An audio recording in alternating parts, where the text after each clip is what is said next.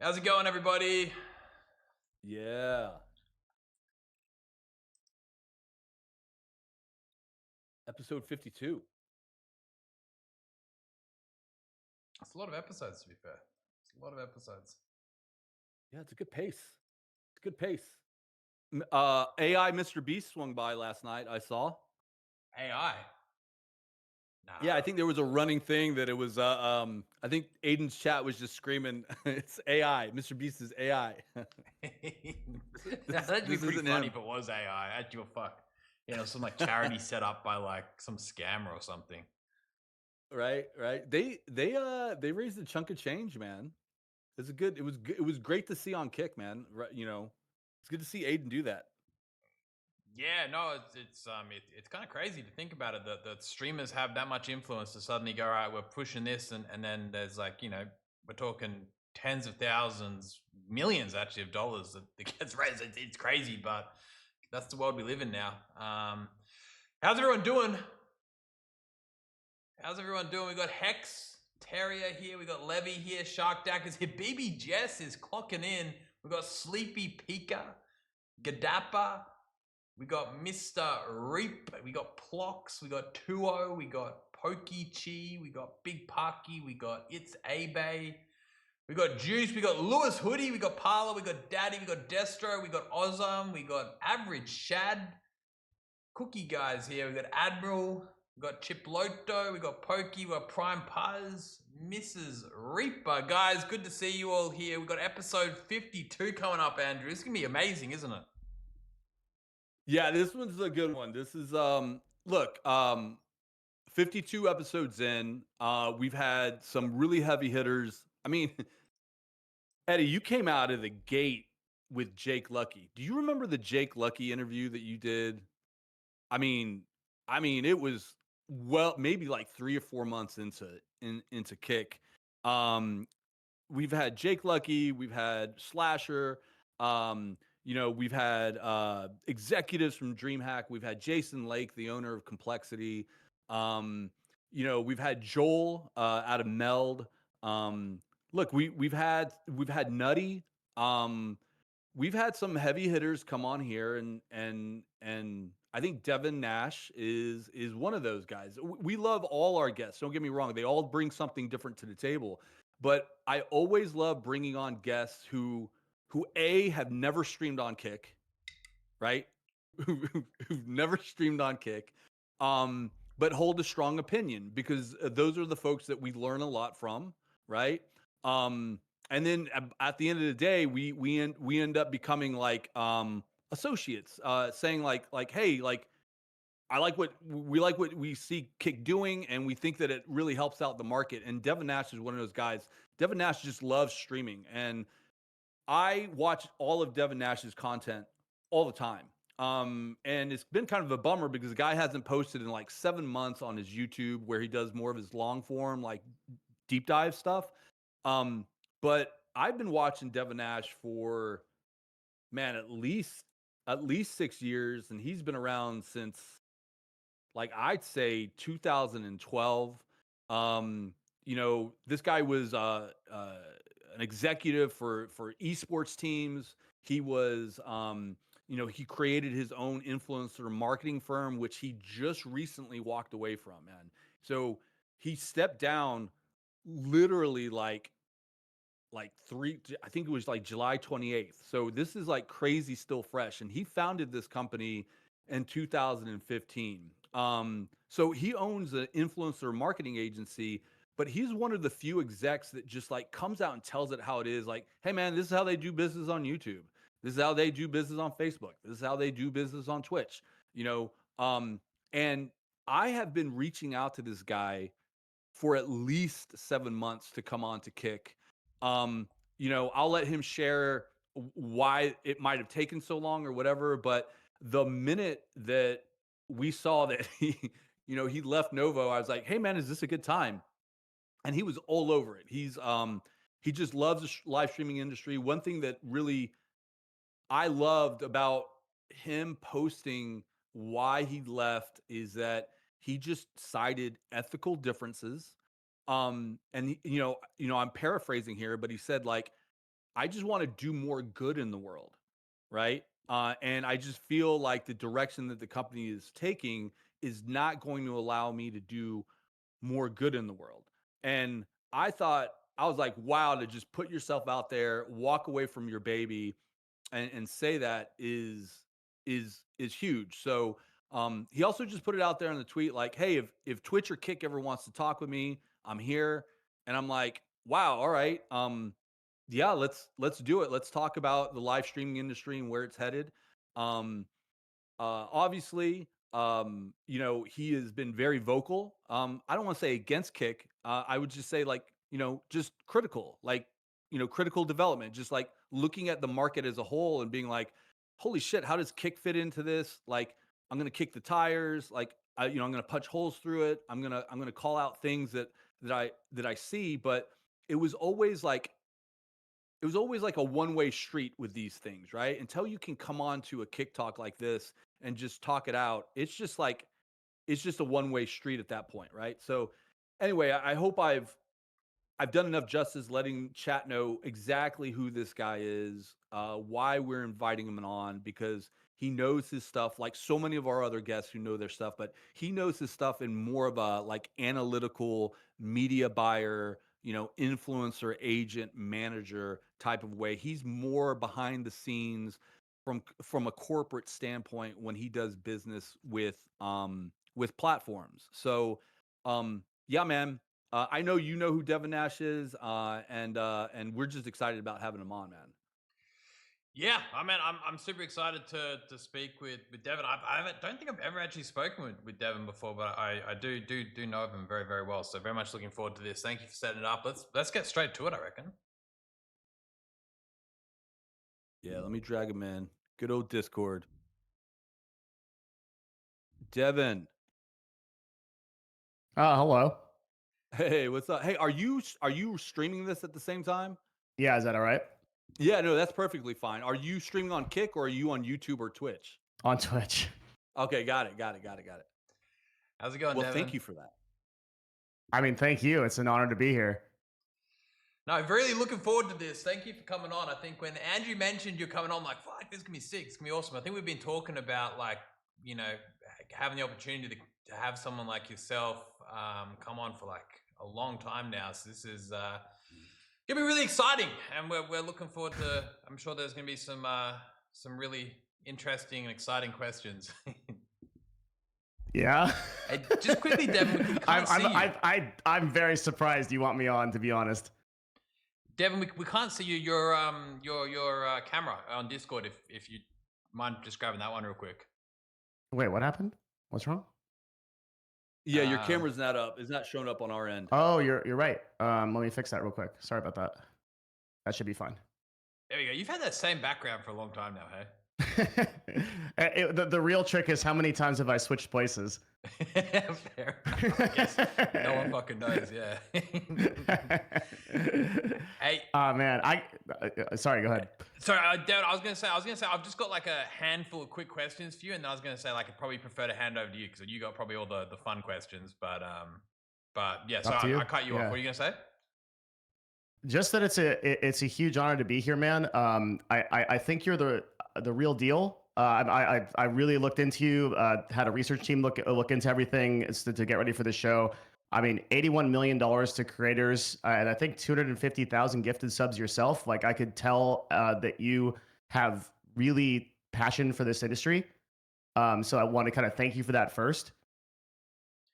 No, thank you for coming on. I do appreciate that. Yeah, I think it's more than 250,000 gifted subs was a few months ago. I think it might be hopefully at the 300K mark, but I reckon that might be a record. I don't know if anyone's got more than that one, so I'm pretty proud of that. I think you should be. I think that said, the caveat to this is thinking about this a lot, right? I've talked to a few people like you. I mean, most of the time, you're kind of surrounded by a lot of people who either want something financially from you or stand to benefit from you in some way. So you tend to hear a lot of what you'd like to hear. I'm neither of those things. So I think you really have a passion for the live streaming industry, and I do too. And my goal with this conversation, although it might get a little bit difficult, is to advance live streaming forward. And so I hope we can like meet on those grounds. Man, I absolutely love that. I'm looking forward to it. Feel free to ask whatever you want. We don't take anything the wrong way. We're here again to have conversations, and that's sometimes the best way to go about it. The fact you mentioned you had a research team going through this sounds like we're going to have a lot of fun. So, just really quickly before I let you go crazy at it, just a bit of background for anyone here on my stream that doesn't know who you are. You've obviously been doing a ton in the live streaming space. You've been working with Novo for like 10 years. You've recently stepped down. Can you just give a little bit of background on Novo and what you guys are doing there? Yeah, I mean, my start was in esports, right? I originally worked with Team Dignitas and I ran North America for them, and then I jumped on as CEO for Counterlogic Gaming, and we did the LCS stuff, and then we sold to Madison Square Garden in 2019, and after that, esports kind of stopped having interesting problems. Like there's the franchising kind of made it uninteresting to me, so I wanted to do something more impactful. Switched to talent. That was Nerd Fusion, and we started picking up actually some of the people that are now like primary on your platform. I mean, you know Tyler Trainwrecks. I know you're really close with him, and you guys have done a lot of work together. He's one of my best friends in the world, so we repped him, a bunch of other people. We kept doing that for a while. Got to Novo because we figured out that there was no ethical way to represent talent and brands at the same time. So you kind of have to choose one side. For a lot of reasons that I won't bore you with, we chose the brand side. And so we started working with brands. We ran advertising campaigns for them across, at first Twitch, mostly, but probably like in 2000, I guess like probably like 2020 onward, we were running like 80% of our campaigns on Twitch. And then we found out that like the conversions weren't really that optimal. There's a lot to talk about there. I'm sure we'll probably get into. So we mostly switched to advertising on platforms like YouTube and Instagram and TikTok and that sort of thing. And so we continued doing that. We ended up working for like Samsung, the U.S. Army, like Amazon themselves, a bunch of people like that, Versace, and representing a bunch of brands. Kind of fast forward to today, and I'm sort of at the same juxtapose that I was at when I was working in talent, and that's that like you get to a certain scale with these things, and you can't make an impact that's meaningful. There's just no way to do good. You're either kind of up against like the Illuminati lizardmen and in the top 2 agencies in Madison Avenue, or you are like just stuck working with sovereign wealth funds and respectfully gambling companies. And so I eventually my clientele just wasn't like meeting the expectations of the impact that I wanted to make. And so I decided to step down and try to find something, try to figure out what I'm going to do when I grow up.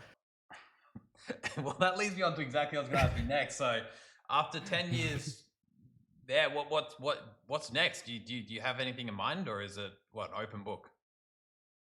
I think I'm going to be really loud and annoying for a while and then see who is doing something that really matters in a space that I care about, and they'll contact me. There's a lot of really big thinkers out there and people that are way smarter than me, and I'm kind of just waiting for one of those people to kind of knock on my door and tell me what's next. Fuck, I love that. That's pretty cool. I think, yeah, if you're out there kind of looking for the next move, you're gonna struggle to find it. But if you're actively just waiting for the right signal, the right sort of mission, I guess that sounds really exciting. I hope you find something pretty soon. But yeah, be loud and annoying and just I guess talk your mind and find exactly that kind of signal you're looking for. It sounds. I mean, like a plan. I got past like working. I'm lucky enough, I'm blessed enough that I got past like working for trying to make ends meet a long time ago. So I'm really just about trying to make a positive impact on things that, and I don't mean to sound like arrogant on that. I'm not like, I really believe in like the world's ability to kind of find things that fit with you. And so I don't, I'm not going to like go chase people down or resumes or things that I don't need it. I'll just wait until something appears. And if it doesn't, then I'll keep talking and I'll keep creating and trying to impact things that way. That's awesome, man. Just switching for like a second from that. Recently you posted a few things on Twitter around like the view botting and stuff across all of live streaming, which is kind of interesting, right? It's always an ongoing subject that I guess we're really familiar with. I'm going to paraphrase a little bit here. You said we probably can't win the war on bots from an engineering standpoint for a lot of reasons beyond the scope of this thread. I thought that was really interesting, and I love that you mentioned that because it is definitely a super interesting subject. I thought maybe you could just explain that real quickly, because we always get this question here on Kick Talk. Everyone's like, why don't you just stop counting the view bots or like, solve the view botting problem? And you know, we loosely try to explain it a bit, but maybe you can expand a little bit on what you mean by that, because I think it's super interesting. Essentially, what I'm saying in that post is that you can't solve view botting unless you have a dedicated manual team of people who is willing to make the hard decisions to decide when a broadcaster is intentionally view botting versus and hiding it. So like they're not just showing it on screen. Because from an engineering perspective, detecting inauthentic views is pretty hard. So I don't know if did you look into like my thread about my methodology about how we did it on Twitch? I didn't get into the methodology side of it. No. So I'll run you through it. Like, and when I say we, I don't say like I didn't do this on behalf of Twitch. So for context, my focus is brands, right? I'm trying to represent brands. So part of the work that I do is trying to detect fraud for those brands to figure out how much of that is unauthentic views. So the whole reason we got into this whole view botting thing at our agency was just to try to prove better results to our brands. And finding out that like 30 or 40% of Twitch total was view botted was basically an accident. I mean, kind of, because we were using a technology to capture images of chat to try to get like when we were working for Brisk Ice-T, we were doing challenges where people would type stuff in chat and they would and like the chat would scroll, and that's like really good for marketers to see like PMs and people like that are running the project are like, oh, like we want to see chat interaction and legitimate engagement. So like, okay, we're gonna like we built a script that could detect these things, and then the basically screenshots an image off of Selenium, and then it throws it into like a bucket, and then that bucket of stuff converts it. There's a technology that converts it to text, and then you read the text. And there's devs right now that are like, there's a way more efficient way to do this. You can just pull a chat message. Like, I'm sure that's super true.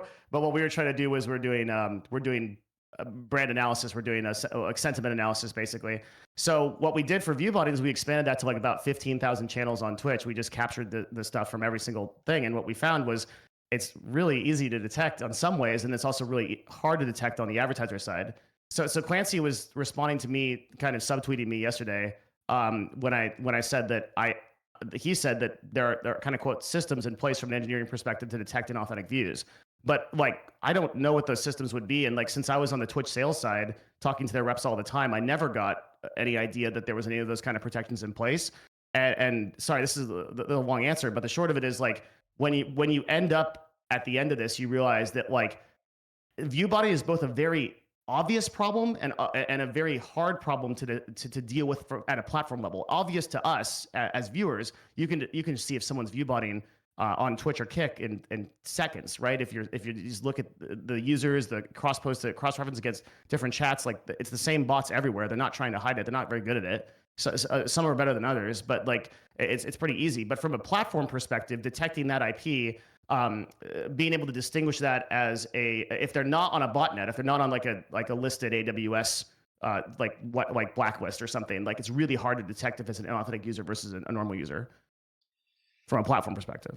Yeah. Are you sure you think it's really hard for a platform to detect if someone's view botting? If they're no no, if you have somebody look at it, it's really easy. But your problem on your platform is scale. So you have what 7,000 active broadcasters at any given time. So like your problem is you need to. We're talking about your specific question was my engineering solution. Yeah, so an engineering solution I kind of imply is automated. Changed a little bit. Yeah, the engineering side makes perfect sense, but.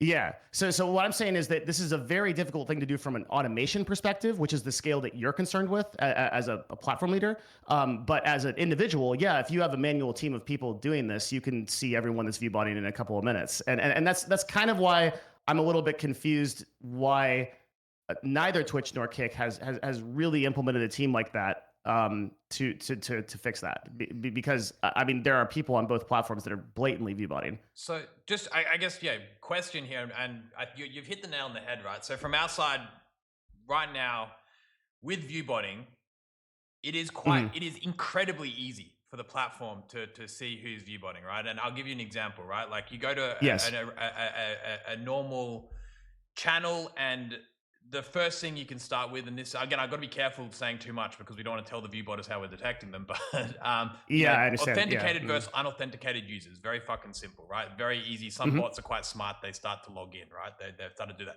Suddenly, you can already tell. Like then, you suddenly got the IP location. You can see where everyone's connecting from. If someone's streaming in Arabic, but all their connections are from Russia, you're like, okay, something's wrong here. You know, you've got all that. You've then got a whole bunch of other ways of detecting whether other people are connecting. There's a lot of ways, right? There is thousands of ways to detect bots.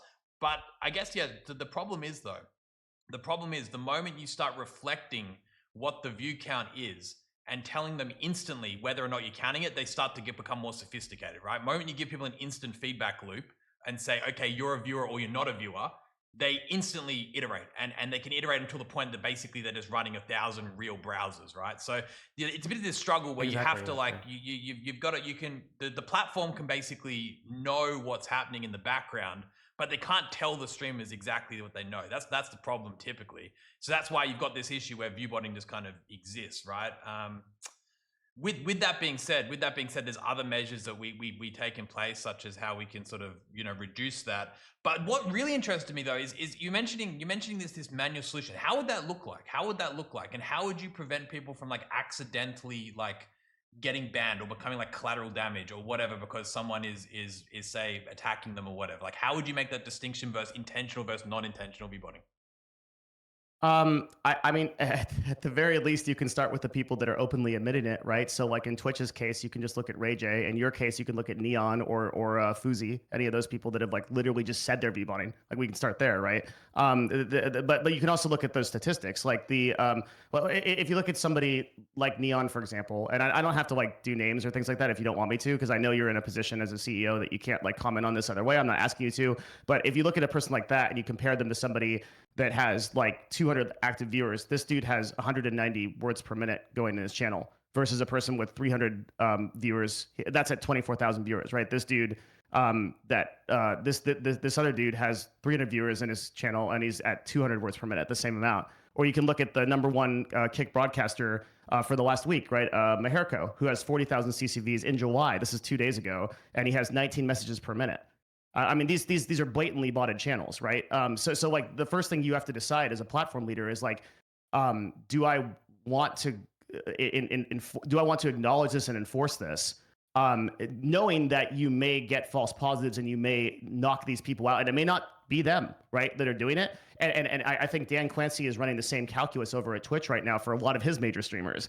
And I agree with you, it's not an easy problem. But I think there's a percentage of people that are just at this point literally abusing the system because they think you'll do nothing about it, and those are probably the lowest hanging fruits. I think in a lot of cases, if you go after the people that are the largest offenders, you start to show other smaller broadcasters and other people that that's the culture of your website, and you won't allow that, and it will start to change. Yeah, no, it's interesting. I think I see a world, right? This is again, so I'll come back to my other questions and let you go on your own, ask your own ones in a second. But I see a world where that could work, right? That could work, and you could start to set an example. But then it gets to a situation whereby the people viewbotting will just, unleash on other people, knowing that they can get people banned, right? Systematically viewbot them. And we've got this problem where now they're sitting there saying, I swear to God, I'm not viewbotting, it's someone else. And now you're playing around with like having to like manipulate view counts to try to eradicate it. Then people pointing fingers at each other. Oh, you've fallen off. That is, sorry about that. I don't broadcast that much, as Santa Maria said, so sometimes the tech goes wrong. But yeah, I see a world where we could set like this amazing precedent, right? And it could suddenly like everyone goes, wow, like shit, we got to be really careful here. And everyone goes, thank you so much, Kick, you're saving the industry. But then what happens when people start throwing viewbots at other people and it becomes like this really big problem? Because you know how streamer drama is, right? Like everyone of course, ends up having drama at some point. And not to mention viewers now have access to these bots as well. Like that's a big thing as well. Like a viewer has access to it. Like I don't know. When it starts to get real messy, like what would you do then? Well, can we back up a little bit, because the answer depends on what you want for your platform, which I guess is kind of like, before I like understand anything about you, like what in your view truly do you want for Kick? Like what is your vision of a incredible platform. I was there with Tyler when you started it because you couldn't get a fucking response from Twitch, and they didn't pay you even a basic respect. And now you've eaten up a huge percentage of their market share. So they fucked with the wrong guy on that. And I know why you started it, but like, what is your vision for this platform? Because to understand that, I can understand it, like how draconian we need to be with that answer, if that makes sense. From our side, right? I think that we see a world whereby live streaming just starts to grow beyond where it had gone with Twitch, right? I think Twitch got to a point where it got being huge for esports and became massive for gaming. Started venturing into like the just chatting, the stuff like what Kai and Speed and Aiden are all doing, and started to go into IRL. But I think what live streaming has to offer in terms of this really simple component, right? I think of live streaming and I go, what makes live streaming amazing? And to your point, what you mentioned before, chat, right? It's all about chat. It's about this engagement. It suddenly creates this whole brand new experience when you're watching something, and you've got a community and you've got people interacting. You've got this sort of live feedback loop between content and community. And I think honestly, there's a world there where live streaming will continue to grow beyond what we're used to seeing, into IRL content, into maybe more sporting events, into anything, right? I just think this idea that basically you can combine a live feed and a chat and a community and just makes everything better, right? So, I think live streaming can reach heights that have like never been seen before. I think obviously Twitch is huge. YouTube live streaming is massive, but there's a world out there where this can grow and grow and grow and grow and grow. So, that is our ultimate sort of vision. We think that the live streaming industry has no sort of ceilings. As a platform, of course, integrity of viewership and everything is great, because what ends up happening when you've got people say view botting and all this kind of stuff is it demotivates the people who are truly bringing you traffic, right? So it's a fucking pain. Yeah. It sucks. It completely like breaks the system. So to answer that question, that's kind of what we're looking for. We're looking for growth. So I agree with you that live streaming can expand to these bigger mediums. Why do you think that Twitch was not able to make that leap? I don't think they wanted to take the risks. I don't think they wanted to invest in it. I didn't think they wanted. Of course, they spent $125 million on music. They spent about that much on esports broadcasting rights. They had NFL through Amazon. Like, they still haven't be able to make the league. So they've made the financial commitments to try to do it. But why haven't they been able to do it? I think it comes down to, I think IRL is a great example of something which they could have gone much further with, and it has that opportunity to start intersecting into these new areas. But I don't think they wanted to take that risk so much, right? I think they cut back on it very quickly, and they didn't love it, right? The IRL creators were told, hey, look, you can't do this. I don't know. I'm not sure exactly. I'm not sure why it hasn't quite gotten there. I think at the end of the day, I think they're under a lot of pressure to obviously meet certain quotas, and I think brand advertising is very different on different genres, right? I think that plays a bit. A lot about that. Yeah, that's why. I mean, the reason why Twitch hasn't gone mainstream, and like, there's a few exceptions to this rule. They're often like very within certain brand guidelines, like Kai Cenat's McDonald's ad, or like Ninja going to like NYC, like that kind of stuff that occasionally breaks through the fourth wall. But what it really is that like the major Madison Avenue agencies, the major ad spend, the major brands, the major people that like control these media outlets gets more narrow at the top. And Twitch was never able to break that ceiling because they just can't be taken seriously. And so like, that's why I ask you what your vision for Kick is. If it is true that you want to break through that ceiling where Twitch did not, you have to take very draconian methods to be taken seriously by these people. What do you think about that? What do you mean by draconian methods? Yeah. So for example, I mean, like right now, let's look at like what Kick is doing statistically. So in the last 4 months, you guys have grown 40% to 40% of the size of Twitch.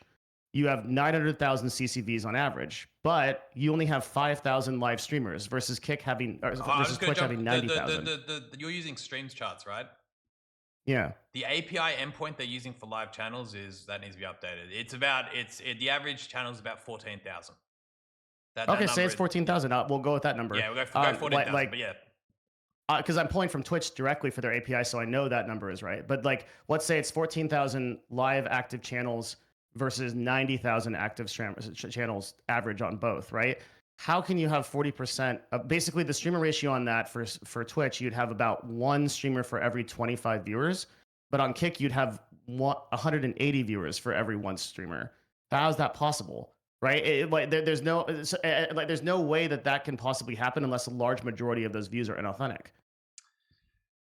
I think you'll So find that on so Kick if right you now is heavily. So if you drive into that data, right? If you drive into that data, Mhm. and I'm not sure if that's an open answer that you're looking for, you'll see that the majority of that's driven by Spanish market, right? And the Spanish market, Kick currently has like the top like 30 streamers in Spanish is all on Kick. Arabic as well. We've got a lot of critical mass on the like the larger streamers that I think would probably be pushing that number up a lot. Brazil whether the just views kicked are down from the door. Spain or US doesn't make them any more authentic or less. So you've got because there's 150 people to a channel, that makes it 180, unauthentic. yeah. Mm-hmm. No, because well, yeah, it's not possible to have that kind of viewer distribution with that kind of number of streamers, right? Like you just where are those viewers coming from? Why is it not possible? Because what is the top funnel for those viewers coming from? How are if you look at Twitch, you take a 10-year history of Twitch, right? You've got a decade of Twitch stats. Streamer ratios for channels, even on the best games, have never gone over 100. But that's because I think Twitch has got that huge rich history, right? When it comes to people who like, if I'm a brand new live streamer and I've never streamed before, right? What's the chance I'm going to go live on Kick versus Twitch? Right now? Yeah, right now. Well, Twitch has first mover advantage, so you're most likely going to stream on Twitch. Exactly, and we're talking about all those channels. Like, how many people on those channels have 0 viewers? We've got we're talking tens of thousands of people that just go live every day on Twitch with 0 viewers. Yeah. Kick has attracted more established creators because obviously our target, right? Our target has been the larger streamers who are like, hold on, we're not getting, whatever. Like that's been our sort of target. We haven't gotten so much what we'd call homegrown content creators yet, right? So a lot of people have moved over with larger audiences. And I think that, again, it's a positive as to why Kick is a great place for new streamers to start, because it isn't the place, we've got all these viewers that are coming on the back of successful YouTube careers, on the back of successful Twitch careers, all that kind of stuff. So the viewers are there, right? But yes, the streamers aren't quite there yet. We must say we haven't cracked through to the point that when someone starts streaming for the very first time, they're going to end up on Kick, right? So I must say the number of people actively streaming on Kick is low. And as you know, it's fucking hard, very hard to become a streamer, right? And become an established one. So a lot of people come into Kick for the first time and they're dropping off. I think Twitch has the I don't know if it's a good or bad thing, but they've got the fact that they've got 10 years of history that you just have so many tens of people, thousands of people rather, coming on, just going live to nobody. Right, but what I'm saying is so because we have 10 years of history, we can infer data from that, right? We can see that for example, a category like Magic the Gathering, very weird category, will have a very high viewer to streamer ratio compared to other categories because there are more people available that want to watch that game for live streaming for some reason. And basically every single category within a live streaming platform is a subculture really of viewership and community. I'm of the opinion that no one really watches Twitch or Kick because they just enjoy the platform. They're there to watch a specific game. They're there to watch someone they're following because they really like that person, and so on. So live streaming has a very hard top funnel problem, i.e., how do we get these viewers into these portals? And so we can see through 10 years of data that certain communities, these sub communities that we just mentioned, will sometimes have a high pool of viewers to view. And IRL is a sub community in itself, right? Which is 30% of Kick's viewership. There'll be some pool and percentage of people that are available for that, and then there will be, and then there will, for other channels there won't be. So when I say something like 180 viewers to a single streamer, I'm doing that with 10 years of knowledge that is not possible to maintain with completely authentic views. It's just the pool of people that are available for those kind of things is just not available. So I just want to grab the math here. So we've got 980,000 average, right? 14,000 average channels. I think the math is a bit off here, man. 980,000. Sure, because I'm using the 5,000 from Stream Charts. Yeah, no, I'm telling you. But call it 150 if you want, or anything above 120. Yeah, but 980,000 divided by 14,000, we're looking at that's 65, 70. That's okay. That's a lot better. Right? That's a decent difference. So maybe you can answer for me. I mean, where do you think those top funnel viewers are coming from? if not like the core communities of the games that drive them and the people that drive them. The top And viewers. look, like I'm not saying that, like just to acknowledge real quick, like I run the stats, right? I know you have very authentic broadcasters like XQC or Trainwrecks who I think are 100% above board and are bringing, like, legitimately bringing audiences over, but that doesn't account for 40% of Twitch's total CCVs. So I think just to backtrack here for a second, right? I just want to tell you straight up, we have never ever denied the fact that viewbotting is a major problem, right? We talk about it all the time. I'll tell you one thing though, is that we're not incentivized off viewbotting, right? We've got no upside to viewbotting whatsoever, apart from, yes, maybe the streams charts saying, hey, look, this is the number or whatever, right? There's nothing else going on there from our side. In terms of the differential between, say, Twitch having an average of 25 viewers per streamer and Kick having an average of 65, I think that's heavily based upon the fact that we've attracted a lot of the highest, like, you know, the more established streamers. We have far more established streamers who then have an established viewer base coming over to Kick, rather than people who are starting on Kicking from the ground up. We're looking to change that, and we hope to change that, right? Because this is one of the main things we talk about all the time. We need to have homegrown talent. We want people to start thinking about, hey, look, I'm looking to get into streaming. Do I choose Twitch? Do I choose YouTube? Do I choose Kick? Hopefully they go Kick. Yeah. And obviously with that, we're going to have a lot of people starting out, and they're going to be on 0, 1, 2, 3 viewers, and they're going to bring that average down, right? But for now, there's a massive situation where we have a lot of people you know, coming over the Kick just because they're watching someone who's already been established elsewhere. And subsequently, I believe, yeah, to your point, there must be a differential, which I think is a great opportunity for streamers. If you're a streamer, you're looking at that, you probably go, hold on a second, there's more viewers to streamer ratio, which is you know, potentially a good thing. Hey, well, one other thing to add, Devin, really quick is from a strategic standpoint, I think that very early on we were like, you know, let's go after Twitch streamers, because that was the world that we were in. But when we started looking out, we were like, wait a minute, YouTube Live is the dominator here, right? TikTok Live is the dominator here. Yeah, TikTok is the TikTok. Yeah. You can't have a conversation. People in the Twitch and Kick world. Sorry to interrupt, but they just for context for everyone listening, and nobody understands that, like, this game that Twitch and Kick are playing are just not. It's a slap fight. Yeah, it is. Yeah. TikTok Live is the really the only conversation to have in terms of they're 3 times the concurrent viewers of Twitch. They're twice the watched hours. Like, it's insane. Yeah. And just to finish the point, like, look, you know, TikTok Live, you know, I've been on there, like, I could argue bot haven over there. Like, they're slinging their algorithm like crazy. YouTube Shorts is slinging their algorithm like crazy.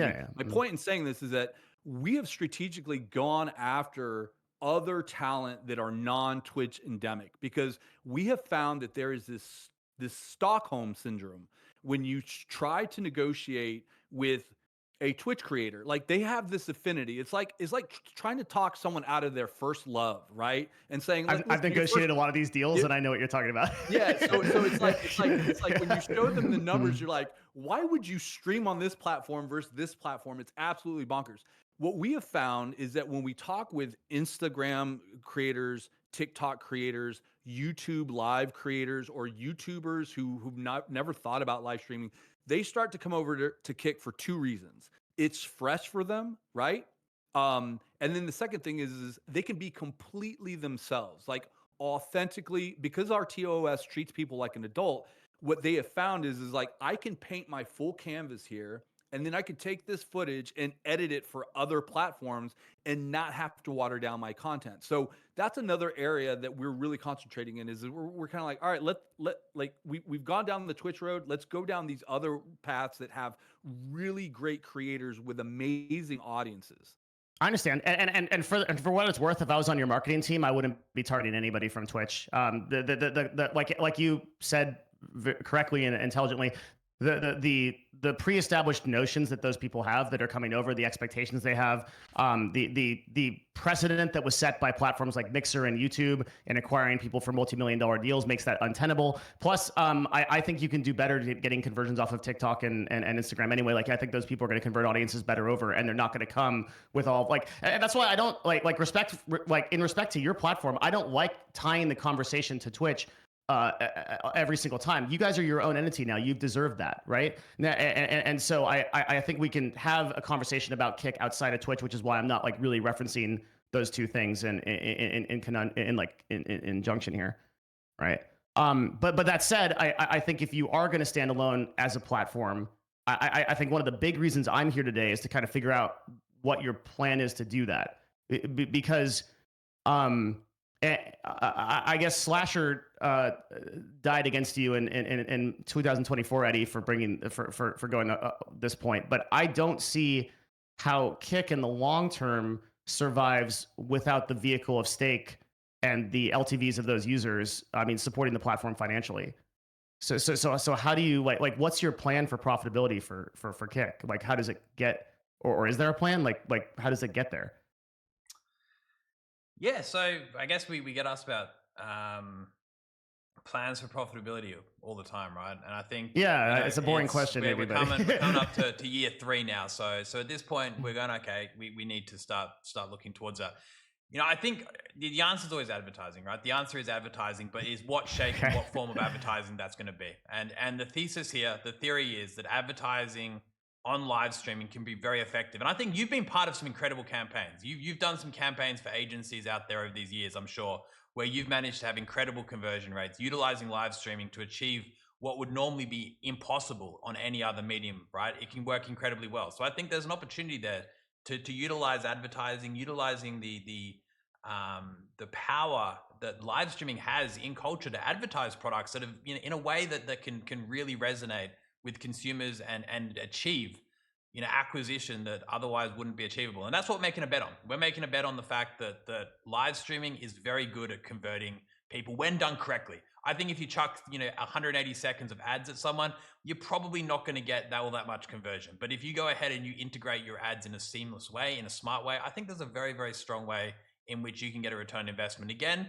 has it been tried before? Of course it has. You've got, bounties, you've got TikTok trying a lot of different things. I think a lot of people out there experimenting, right? But all we understand for sure, one thing that we're certain about is having that level of engagement, that a level of the attention that streamers get off their viewers is incredible, all right? And how you can harness that to have successfully advertised is a huge open opportunity. So that's what we look towards. At this point in time, where we're not actively doing so, we are focused on growth. We're focused on viewer experience. We're focused on bringing the product, the tech, everything that's needed into the right spot. But we've got a really, really good understanding that live streaming has a potential, I think, if tapped in the right way. And I think you would understand this better than anybody, I like to think. I agree with you. I do think that advertising is like kind of the first and only solution. Like, you basically have a couple of options, right? Like, you can monetize your viewers, you can monetize your streamers, you can you can collect higher splits. You guys have opted to take like extreme monetization in favor of the creator. And like, I want to be really clear that like, if I'm coming off hard, I'm understanding that I think that Kick, more so than any other platform in the live streaming space, has rewarded creators proportionally better than anyone else. Like, that's one of the big reasons I agreed to be here. Like, I think you guys really care about the creators that you're that are coming onto your platform. I think the KPP is like pretty novel in the way that you're dealing with measuring engagement rates and rewarding for that. It's awesome. So like, the credit where it's due, right? I think like the leap now to becoming an advertiser friendly platform is really spooky for you, because there's two problems, right? The first one is that if we are dealing with anything in advertising, especially because Twitch has done you guys a pretty big disservice by burning out a lot of the bigger brands on really, really big high spend ad campaigns that do not have any attribution or good tracking.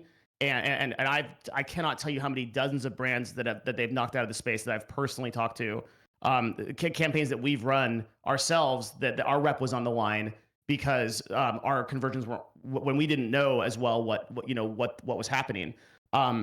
It's a real problem. But then on top of that, I think you've got to compete against Meta, and you've got to compete against YouTube, which have incredible conversions on their ad products, and so are doing it, by the way, in a way that's completely brand friendly and above board. And so like, you are going to need an advertising team, like the best executives in the world to handle that. It'll be a really hard problem to solve. Yeah. And I can talk a little bit about how I would solve it, but I kind of, or we can just go from there. Whatever you want. It's funny. I've got two questions that I was going to ask you, and I'll say them both because I'll let you answer them both in conjunction. One was going to be, what's the most successful live streaming campaign you've run for a client? Because I'm assuming it's not just, simple ads or banners or scripts or whatever. I'm sure it was more creative than that. And I was going to say, how would you best monetize a streaming platform? So you're on the back of those two questions. I'll let you quickly run with that. Yeah, that's okay. Shit, man. This is like first of all, the people have been like, oh, would you take like a Twitch C-level job? And I'm not, in the context of like Twitch, I'm not sure that I would, because the bureaucracy that I'd have to run through at Amazon to white paper everything, I don't think Insane. yeah, like sir. I don't think I could get anything done, dude. Like, so let's say that I have like carte blanche to like fix this problem. The first thing I'd probably do is I'd probably institute. I think one of the smartest things that Twitch did to verify authentic users was phone and email verification, and third-party verification for every user, right? So like we probably start there. As far as I know, Kick doesn't have that functionality yet, right? No, not yet. Okay, so then from there, I think the first thing is the biggest mistake that Twitch made. Okay, so we would be a little bit careful with like the actual numbers here. I mean, we can probably talk about it offline, but just because this is like online, I'll be a little bit more careful. But in my opinion, the Twitch sales team, first of all, was all white glove. Okay, so if you wanted to do, if still to this day, if you want to do a deal with Twitch, you need to call someone up physically. You, Eddie, know how difficult that is, or email them, right? And get a response. You need to get a sales rep on the phone. They're going to charge you a minimum to advertise with them. That minimum is a very high number. I don't think I can say what the number is, but it's a really high number. And that means that immediately, almost all of the vendors who are like smaller, hey, I want to throw $500 at this problem, I want to see what happens, those people are out of the game.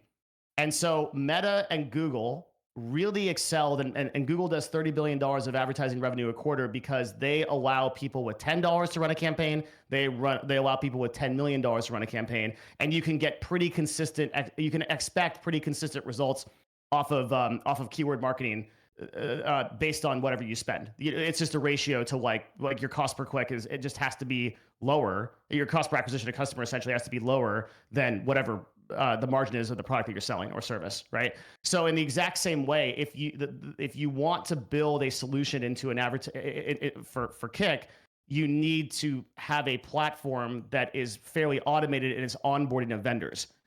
Right, and then B, gives them a high degree of selection over what kind of campaigns they can run, which was the second mistake that Twitch made. So, for example, I only want my ad to be shown to verified users who have put their phone number in.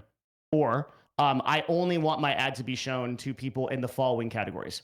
Or I only want my ad to be shown to people in the following state or theater or demographic, right? These are all things that are basic technology for Meta and Google. So if we're going to compete with these platforms, and I think Twitch has kind of pretended that like, oh, we're in live streaming, like we don't need to compete with YouTube. Fucking wrong. Like you absolutely are competing with YouTube directly, right? Like like if I'm as a vendor for has spent millions of dollars on ads, I'm absolutely thinking, where is my brand's ad money going to be the best place to spend? And if YouTube is a better answer for that, there is no reason why I'm going to do live streaming. So you have to implement an automated system. You can also have Kick streamers opt in to that system and submit their own data with like some kind of automated or manual verification or script-based verification based on IP and like where they're streaming from and what their audience is. So in that way, you could probably feed over to advertisers. Like advertisers care about a couple of things, right? Like brand safety, demographic and theater, right? And like engagement. And you guys already have engagement solved. Like you already have those stats on. I don't know if it's one of the people I talked to for the show. His name is Wiz. He has a website that's tracking the engagement for you guys. So he's doing like that's a dev that's done. I'm sure you guys have that on the back end as well. You can share. So those are some of the solutions I would apply. I can keep talking, or I don't want to monologue like an evil villain or something, but I don't know where we're at with that yet. It sounds, but just to understand, you mentioned and I guess you know this very well. So right now, Twitch doesn't allow people to break down which states they want to target or categories, and that's not an option. That's what I'm saying. I mean, that is the biggest mistake that Twitch has made in advertising is one, the minimum's too high to get in. and two, you can't target by theater, by demographic, by anything. I mean, your ad, if you run an ad on Twitch, Do you know you're what the Lexus reason and you for run that an ad. is there a reason? Yeah, it's the engineering team is. I mean, okay, so the original engineering team on Twitch was focused on building a CDN. Sorry for people watching. That's a content delivery network. That CDN eventually was sold. So the reason why Amazon bought Twitch was IVS. Are you sure so there that's was the two. reason? So yeah, there was two. I mean, I was talking to all the C-level people during this acquisition. Like that I'm very confident that is the reason, because there was two vendors, right? There's Google, who wanted to kind of fold them in and give them less control, and kind of make it an aspect of YouTube eventually, and own the live streaming space. And then there was Amazon that looked at the IVS technology because at the time that Twitch sold, and wait, I think maybe you think IVS is a technology. So you think Amazon looked at IVS as a technology and said this is worth $1 billion. Absolutely, yes, and it has been. They were absolutely right on that play. IVS is an unbelievable technology. So like as a content delivery network, nothing for live streaming has ever eclipsed what Twitch has built. The engineers Devin, at Twitch. I think you got to dig deeper on that, man. Sure. Like Yeah. it's the pixel embedding. The pixel embedding along with the IVS takes it to the next level. All right. Pixel embedding. What do you mean? Don't you think it's a little weird that if you buy an ad space, like let's say I'm Alienware and I buy a big front page space on Twitch, right? Don't you think it's a little weird that on the back end, the platform can guarantee the amount of eyeballs that it's going to deliver? Like no one can do that. You can't say if you pay me X on live streaming and say then you're going to get this many viewers unless you can deliver that at a high rate, unless you can pipe that in.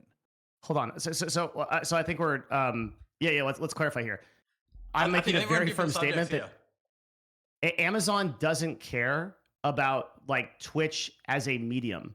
Okay, like in the way that they care about it, like Prime Video. They don't care about the creator and the art and the philosophy of live streaming. Why would they? They're a product-based business. They're shipping they're shipping sofas to people. They don't give a shit. Like right? Like so if we know that, right? We know that like the technology that IVS is, which is a content delivery network that has like technologically it was way above its time, right? Was acquired by Amazon to offer to vendors to support QVC on their website.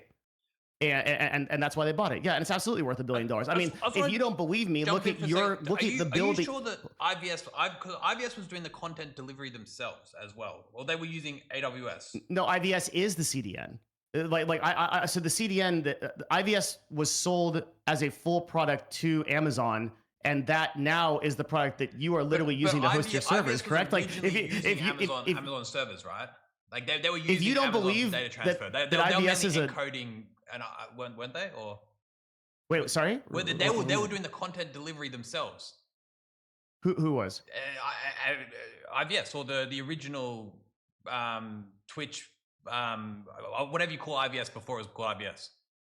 No, when Emmett and Marty and all the engineers at Twitch built IVS, which was so before IVS was IVS, it was the Twitch CDN, meaning that it was the way that like I'm broadcasting right now that I connect up, encode, and blah blah blah. That's the technology, right? So it's that thing encompassed that got sold to Amazon. Okay, so yeah, so I think as a shell of Twitch. Yeah, gotcha. But they're still delivering content. You're using AWS for like all that, data that they were transferring. Well, today, but that technology was enabled via IVS, and that's by the way the reason. If you don't believe me, two things, right? One, the people that bought Twitch within Amazon was Andy Jassy's team, right? Which is AWS. It wasn't Prime Video. It wasn't the media team. It wasn't the people that normally do media. That do like it wasn't a TV deal, right? So that's A. And then B, if you don't believe me that IVS makes money, just look at your monthly bill for it.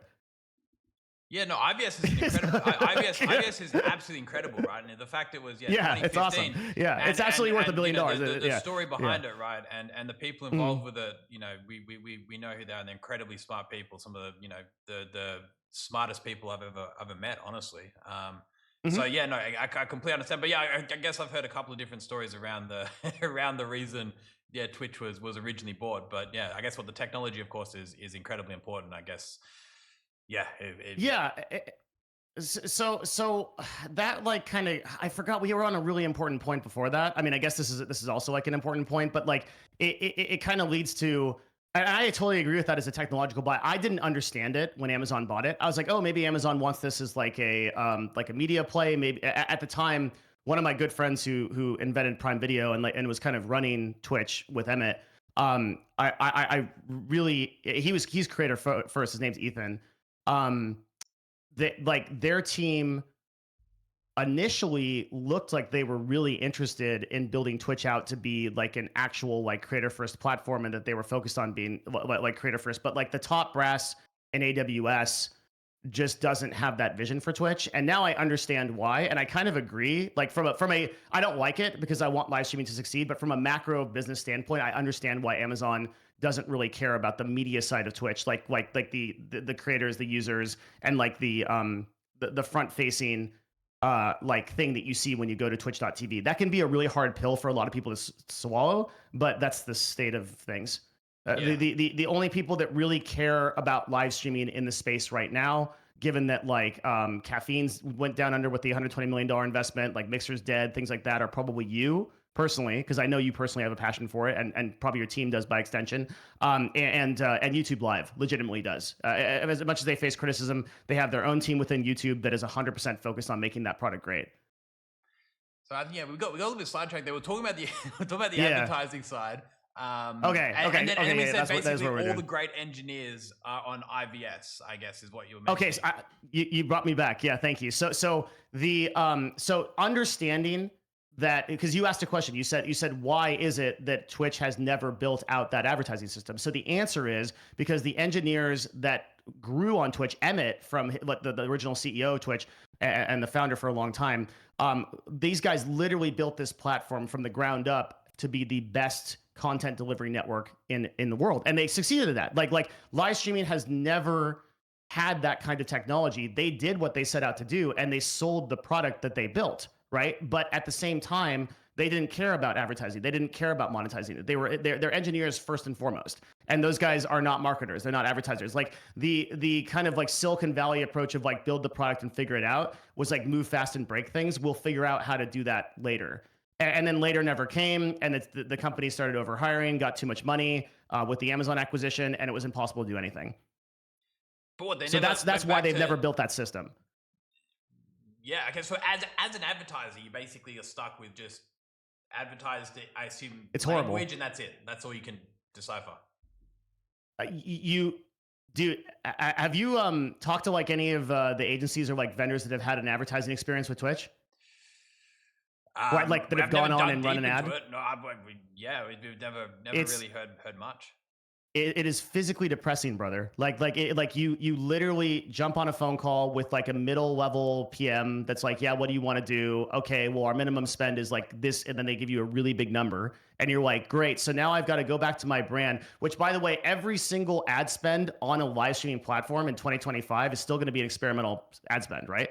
Like you take a company, okay, like a company like Coca-Cola, they've got I'll make up a number, they've got like $200 million to spend in the year, okay? What they're going to do is they're going to chunk that advertising spend out by certain categories, and they're going to say, okay, we know that 40 to 50% of our budget is already going to go to like TV, to like our partners, to like broadcasting rights, because we know that gets convergence, it gets the exposure we want. And somewhere in there, there'll be like 5 to 10% of that number that is what's going to be called experimental budget, which means we're going to throw it at weird shit. And live streaming is weird shit. People don't understand. It's not like a mainstream thing. It is always weird stuff. Nobody is using their primary marketing budget to advertise in live streaming. So everything that Twitch gets is going to be a percentage of the original marketing budget that's allocated, because it's test money. You don't know if it's going to convert as well, so you're not going to spend as much. So you have to go back to your brand and you have to justify a very large number to try to and say, look, we think this is going to work.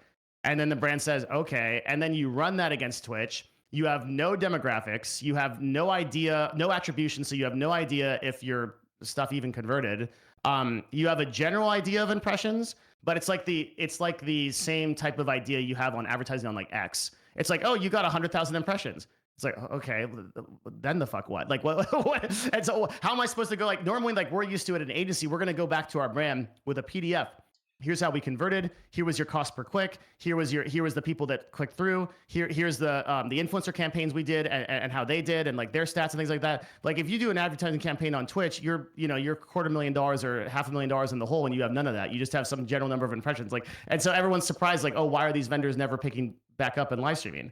So are you telling me that the vendors have no ability to cross-check the actual views? Like they're not connected. Twitch is in between on running their own layer of advertising, and they're not letting the ad servers kind of run any of their own checks and balances against that. Yeah. They just have to fully check.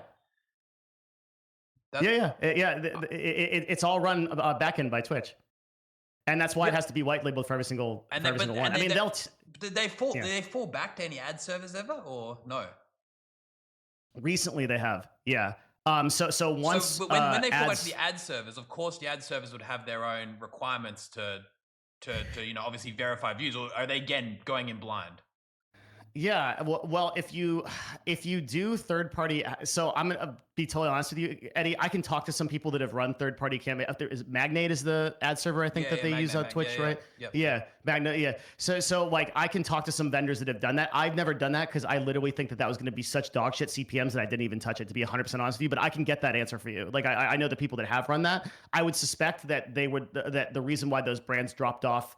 The whole like Twitch adpocalypse thing that I kind of predicted on my tweets like a few months ago, which resulted in like a 40 or 50% drop off on Twitch's like total advertising revenue, was in part because of the third party ad networks going in, doing trial budget, realizing the conversions and the attribution, the exposure wasn't there, pulling out, and also the combination of like a few very dedicated people bringing attention congressionally and to the major advertising agencies that there is like a lot of like crazy shit happening on Twitch in terms of content. Yeah. So that, to me, I should know this, and this is my lack of understanding. So people very well, advertisers could have been paying for views that never existed, and that was they were. They are. I guess I can't officially say that. I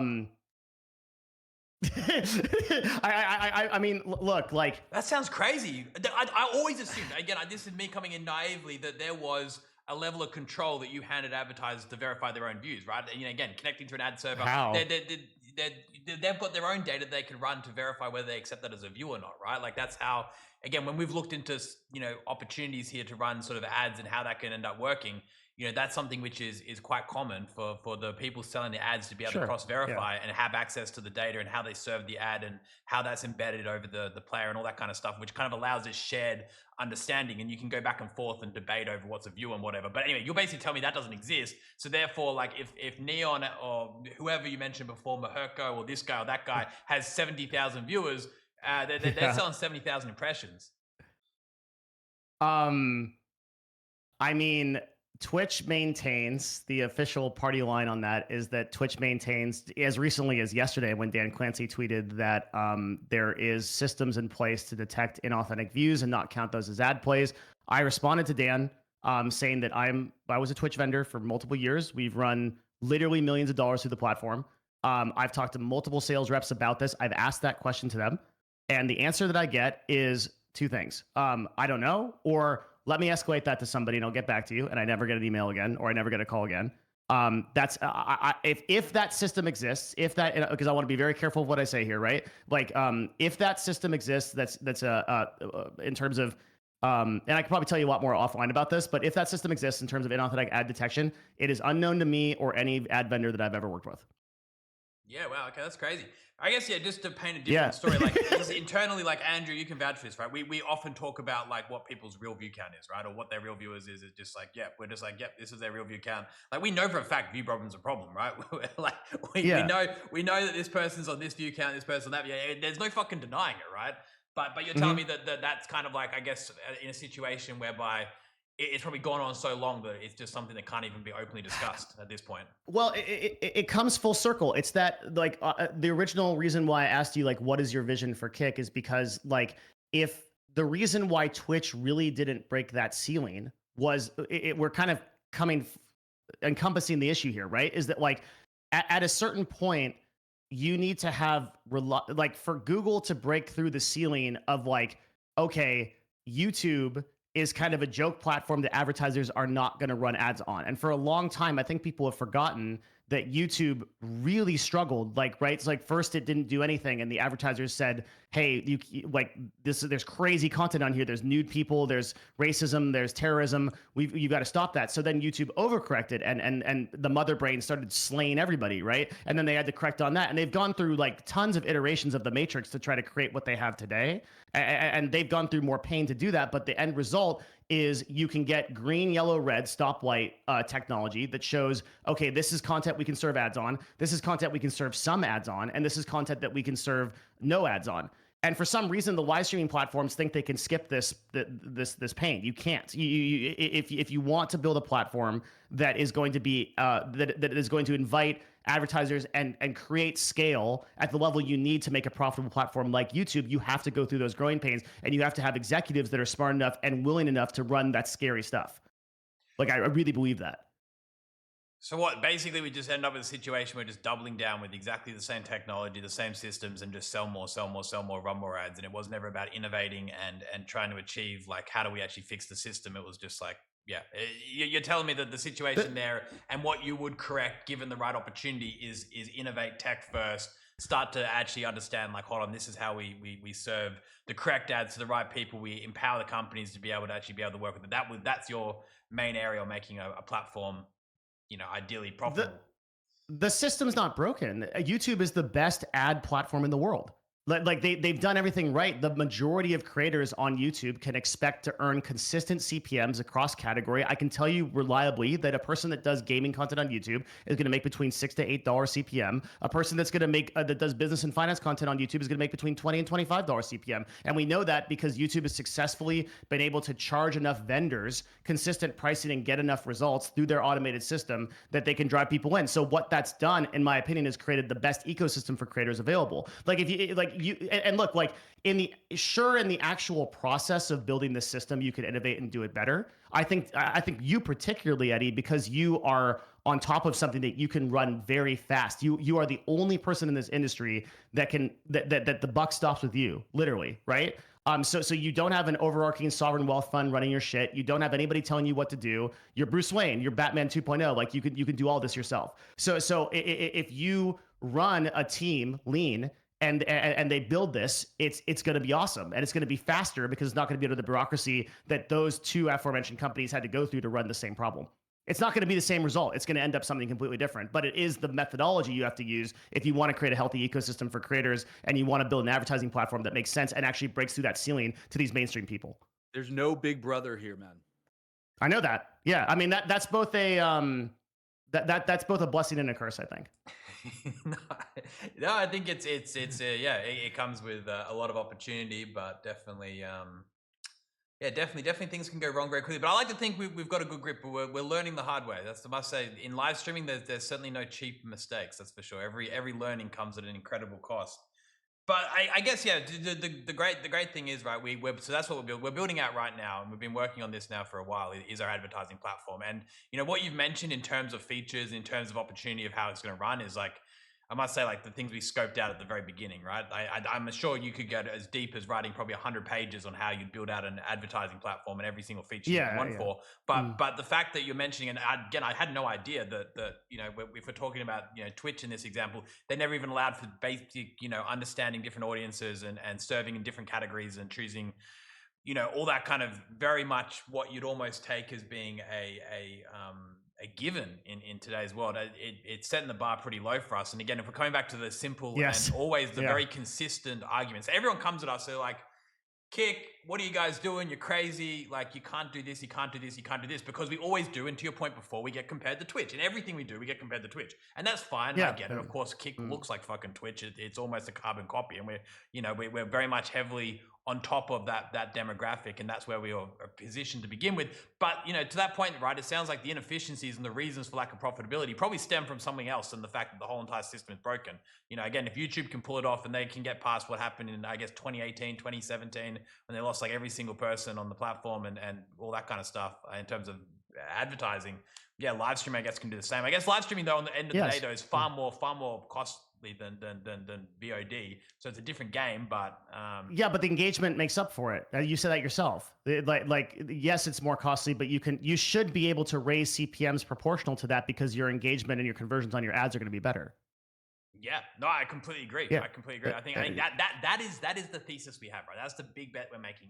Thesis is correct. Yeah. So it's like your path to profit. Like okay, live streaming has no path to profitability is an uninitiated view, right? I think that's people that are looking at Kick and they're saying, oh, this is Twitch 1.5 or Twitch 2.5 or whatever, and we're going to compare it across the board. You can't do that. Like I've already come in here assuming you're meant to do something different, and I'm treating you as a platform on your own volition. That like you guys are a separate entity. I don't give a shit about those guys, right? Like it's worth talking about Twitch to kind of analyze like some of the mistakes they've made, like some of the stuff we mentioned before, like with their advertising stuff. But as far as you guys are your own separate entity. So what confuses me is the fact that this is new information, I guess, kind of enlightens me because as you said, if you're walking away from this conversation realizing that the bar for you to build an advertising network that makes sense for live streaming is way lower than you think, then I've done a good job here.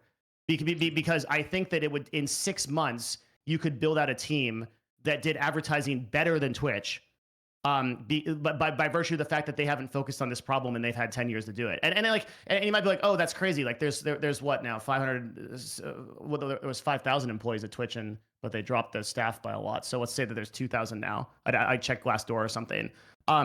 Like these are the same guys that Dan Clancy walked into TwitchCon 2 years ago and said, we haven't updated our mobile app in 7 years.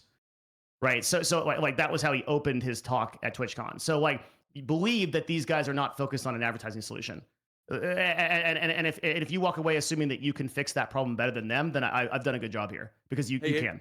Real quick, because you were making a lot of comparisons to what Twitch learned and what YouTube learned and how they've taken very different paths in remedying the advertising problem.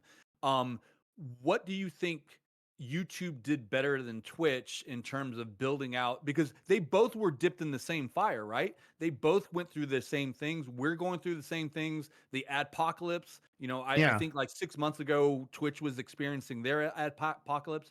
What would you say is the key differentiators that YouTube did different that Twitch just did not? That way we can use that as some sort of guide map or roadmap on our end, Yeah. I think that I think that in order to understand this question, you need to understand what advertisers want. Okay. So I think that we're after 4 things fundamentally. Okay. And the first one is obvious, is return on advertising spend. What do we get back for our money in? Right. Second is targeting. So like how specific we can target. And third is demographics. What are the demographics that we can target, and who are those people, right? Obviously, predominantly United States or Europe are better spenders. We have all these stats, right? Because our brands are looking for lifetime value customer to maximize. That's going to be in first world always, right? And the fourth one is brand safety. And these are in order, okay? So return on advertising spend, targeting, demographic, and brand safety. Okay, and most people, some people think that order is mixed up. The order that I put in is deliberate. That's the tier of focus that you have to go down. The problem with Twitch is that it scores poorly on all 4 of those things. The reason why YouTube is the biggest spending platform as far as the medium we're concerned with, which is like VOD and live stream. That's why I'm not including Meta. The reason is because they excel at those 4 things. So return on advertising spend, you have a solid amount of money that you're issued, that you put in. I'm going to put in $500. I know my CPC is going to be, cost per click is going to be XYZ. I see in AdWords backend, AdSense backend, that the conversions are going to tell me, like, let's say I sell a T-shirt for $10. My margin is $5. Costs $5 to make. I make $5 profit. Okay. I can run a campaign for $100 that I spend up to $4, so that I have that $5 margin, and then as I tweak my campaign, I get down to $3, $2, $1, and eventually I'm just literally printing money. So Google has proved out ROAS in that way. Let's talk targeting, right? You can literally target like email lists. You can target. You can literally take an email list of your own people, build a lookalike audience based on that, and then target directly to those people. I mean, there's no better targeting in the world. Demographics, you can choose exactly by the city, by the block if you want to, where you want to advertise. TikTok Live, same thing, right? And if you guys haven't fucked with TikTok for Business, literally just creating an account there and just messing with it and looking around at the options they have for live streaming targeting and these things I'm talking about will give a lot of perspective on how to build this product. They're the best at it, full stop. TikTok's it for sure. Yeah. And then lastly, brand safety. Further. They're just like, yeah, what TikTok's doing on the advertising front, like how they're integrating not just through just like standard advertising, but yeah, they've just done everything and they've embedded it in their own ecosystem as well. They fucking own the whole thing end to end. Like it's. But importantly, Eddie, they built that while Twitch and Kick were still like the speed at which they built that. Yeah, it's incredible. It's incredible. Yeah, it is, but it's also like it's like you can do that. But it's crazy even compared to YouTube. You say YouTube, but TikTok's come out and reinvented advertising in the same way YouTube could be printing money if they had the same sort of level of technology. It's just insane, right? They're on another level. And I think, yeah, looking at the pace at which they move, the ideation they have around how they've just been so, yeah, again, I think, yeah, TikTok is the North Star there, right? And I think they've thought about like advertising, not just for like the next 5 years, but like the next 20 years and how they just own that, you know, completely. I think they've got a world where basically a company will think about their online ad spend and they will only think TikTok. Like that's the world they're looking at. Like that's genuinely what I believe until I guess fucking US said we're banning this thing. But you know, they're fucking geniuses. So I just want to, you know, add that like a lot of what we're modeling is like creating that ecosystem for creators and advertisers and how you can bring that all in together. Like some of the stuff they're doing is just fucking so genius. So, you know, to that point, it's played around with it way too much. It's powerful. Okay. So I think those things are not out of scope for Kick to do.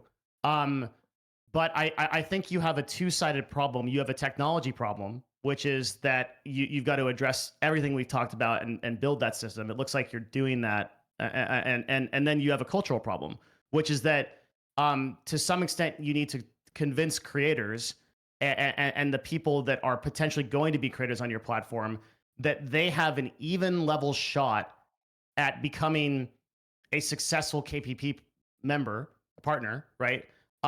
As other people. And I think one of the problems culturally that Kick is struggling with is when you see some of these people, and I've got long lists of them, right, that are view botting 2,000, 3,000 viewers and then joining KPP and then getting paid for it. That is showing creators in the same way that like being all those people that are the 0 viewer graveyard on Twitch is showing those creators that it's like, hey, I can't make it here, right? So you have both a cultural and a technological problem to solve, and you need great executives on top of both. I think it's really, really a hard problem to solve for sure.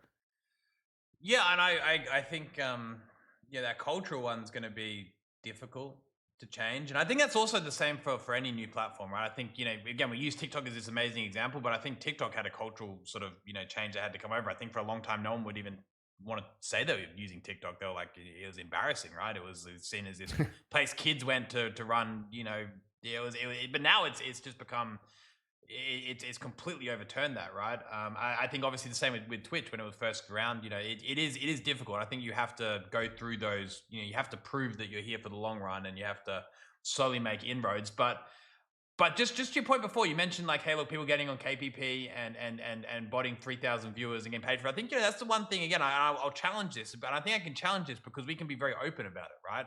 And we are open about this all the time here on these Kick Talks and internally and externally as well, is KPP will only pay people for their real viewers. And we're very, very certain that we're able to understand who a real viewer is. Sure, people can get away and maybe fool the system for a day or two, but you know that only lasts so long, and it ensures that it only pays people for people who aren't viewbotting. Otherwise, the whole system would be fucked. Like if you see some of those people that you mentioned before sitting at X amount of viewers, you know the amount they're getting paid is only proportionate to their real viewers. I know. And the same way, I'm pretty sure the same way. Of course, if someone viewbots on, again, I hate coming back to Twitch, but Twitch is an example. They don't get paid for that on ad rev, do they?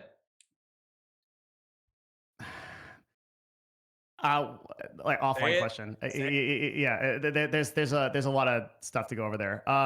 But let's address like the KPP thing. I believe you. I do think that the majority of those people on KPP are not getting paid for those views, but that is not the problem. When you build a kingmaker system that allows discovery only through directory and the highest number of viewers possible, it incentivizes people to view bot regardless of whether they're getting paid for it or not, because that will attract authentic viewers they do get paid for. Does that make sense? Yeah, no, it makes perfect sense. You end up creating this Yeah. completely broken system, which then leads to people all jumping in, viewbotting, and then ultimately hurting the industry as a whole, because The as you said ecosystem, before, yeah. you end up burning advertisers, et cetera, right? Well, it's not even. It's actually a creator problem first, even before advertisers. Like, advertisers are a problem, sure, but that's like downstream. Like, Twitch made that mistake because they assumed they could kind of lead advertisers on for a long time, and they could be like, okay, well, if some of our views are authentic and we correct that, or if some of them are embeds or whatever, that's okay. They'll kind of deal with it as, and we'll kind of figure out that problem later. But who it actually burns is the creators, because like you're saying, your mindset, which is I'm seeing your CEO mindset here, is like, if I am a new streamer, like this is what you were saying, right? If I am a new streamer, what platform do I think about first to stream on, and why? That's really, like, you're 100% correct that that's like the final question that an executive should be asking, and that's what Neil is asking over at YouTube, and that's what Clancy is asking over at Twitch, and that's what you should be asking, right?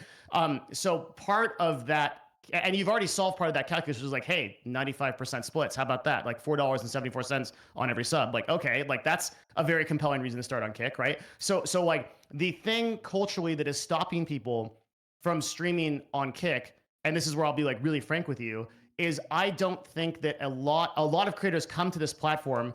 They see the level of brand risk that's tolerated, A, and B, they see these people that are viewbotting these numbers and at this velocity, and they're saying this platform is not going to take me seriously.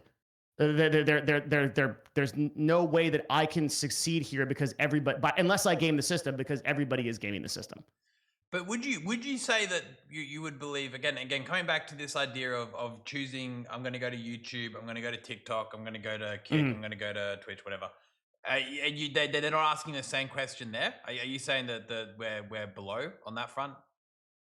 Because I would say quite confidently that, again, I got to be careful here, but the measures we put in place for trying to like get ahead of viewbotting, again, completely understanding that there's a major issue with it, but we do have proactive measures which I think are out there, which is not happening elsewhere. So again, I think you've got that same problem everywhere, right? And I think the viewbotting side of things is if anything potentially more contained here. And again, feel free to challenge me on that completely, and I will take it completely. But so by percentage, if I were to say that I can confidently say that 30 to 40% of Twitch's viewership is inauthentic in some way. I would put that number closer to 70, 80% on Kick.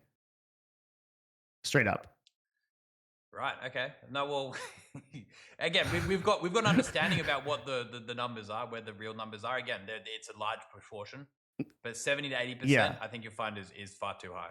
It's not as high as that. There's a lot of viewbots, that's for sure. But 70, 80%, again, if that's based on your analysis, I'll respect that. But I can, from our side, the big aspect is understanding what a real viewer is and what a non-authentic viewer is, and it's it wouldn't. No, so let me be really clear here, because I want to. I want to defend you a little bit on that. There are times where I am very data driven, and I'll state when those are times. Like, for example, that 30 to 40% number from Twitch comes with great confidence of running that through 15,000 streams. I've not done that analysis on Kick. The way that I'm extrapolating that number is I know the number of viewbots that are on Twitch, excuse me. And so if I'm looking at the viewer to streamer ratio without any justification of how that top funnel is being served, you just extrapolate the numbers and you get that number, right? Like if you're triple or double, I guess, if we use the math that you're using with the 14,000 active users, active streams at any given time, if you're double the ratio of the highest top funnel categories on Twitch, I don't see how you are not doubling the viewbotting as well. It just doesn't make sense to me from a math perspective. So yeah, I would challenge that way of looking at it. Again, if you run the 30 to 40% and then you're deriving the 70 to 80% based upon that viewer to streamer ratio, I would come back to our very first discussion we had on this call was around saying, hey, on a viewer to streamer ratio is indicative of viewbotting, because I think that isn't the way to look at it. I think you know, from when Kick very first started and we only had large creators and there was very few small creators that moved over because we paid a whole bunch of people, our viewer to streamer ratio was insane, right? But at that point, it was actually probably the healthiest view to review. It was probably the healthiest bot ratio we ever had. When we first brought over people, like people weren't fucking around. It was actually great. Like back then, it was really fucking low. And now, yes, it's grown a bit. And to be fair, I think that 30 to 40% estimation from what we see is very accurate for what the live streaming thing. I think you're on the money in terms of that number. But I think, yeah, I would only suggest that I think that viewer to streamer ratio, due to the type of people we incentivize to join, but due to the fact we're very heavy on saying, okay, move from YouTube or move from Twitch or move from TikTok. If you've got 75 viewers average, we'll fast track you to KPP. We've attracted a lot of larger streamers on average, right? So I think that's typically what to fall back on. But no, I think, yeah, it's a huge problem, right? And Devin, yeah. Sorry, one other thing to consider, I want you to consider is that since Kick doesn't run ads, like we don't have all the baggage that comes with that, which is nefarious means of brands, managers, agents. I know you know this, that just pound their advertising campaigns or their creators with bots, right? Like that's going on Twitch. It's such a problem on Twitch right now. Yeah. But that's what I'm saying is that, like, since there is no incentive for these managers and agents and organizations to come over to Kick because we don't run ads, right? Like when we deal with a creator, the creator is the commercial on Kick, right? KPP pays them based on the engagement, the viewership that they bring over. I think one thing that I will agree with you on is that it does demoralize people who want to grind in KPP and they don't see any justice served towards someone that might be pumping their KPP out. And we know on the back end that, hey, we're not paying you out for this. And I think the full circle thing that people really want to see is like, well, if X creator is not getting paid what their KPP is, and they're feigning ignorance of like, I don't know who's botting me. I can't believe I'm being botted. Is that it goes back to your draconian comment of like, there just has to be a hard-nosed decision is like, are we going to set an example of people that way it trickles down within the culture? I think we're talking around like numbers versus like intent versus like, how can you know that someone's being botted or botting themselves? You know, you don't have to.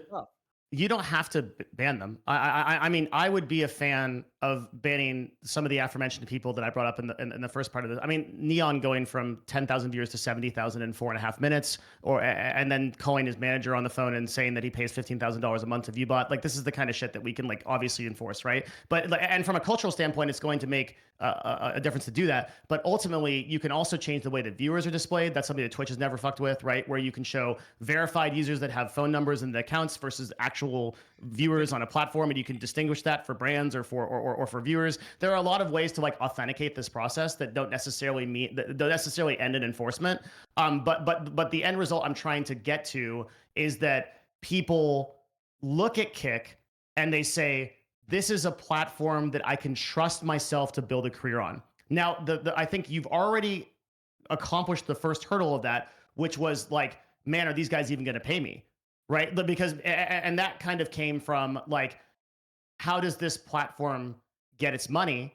And now that you've paid out $81 million to creators, and now that you've shown that the KPP pays out, and you have Stripe, and you're legit. Like, I think you're past that hurdle, right? So the next hurdle you have to beat is the cultural war, which is like, okay, I need to be convinced as Devin Nash, the streamer, that by me starting an account on Kick, I have an even shot, or not even an even shot, but a shot, right?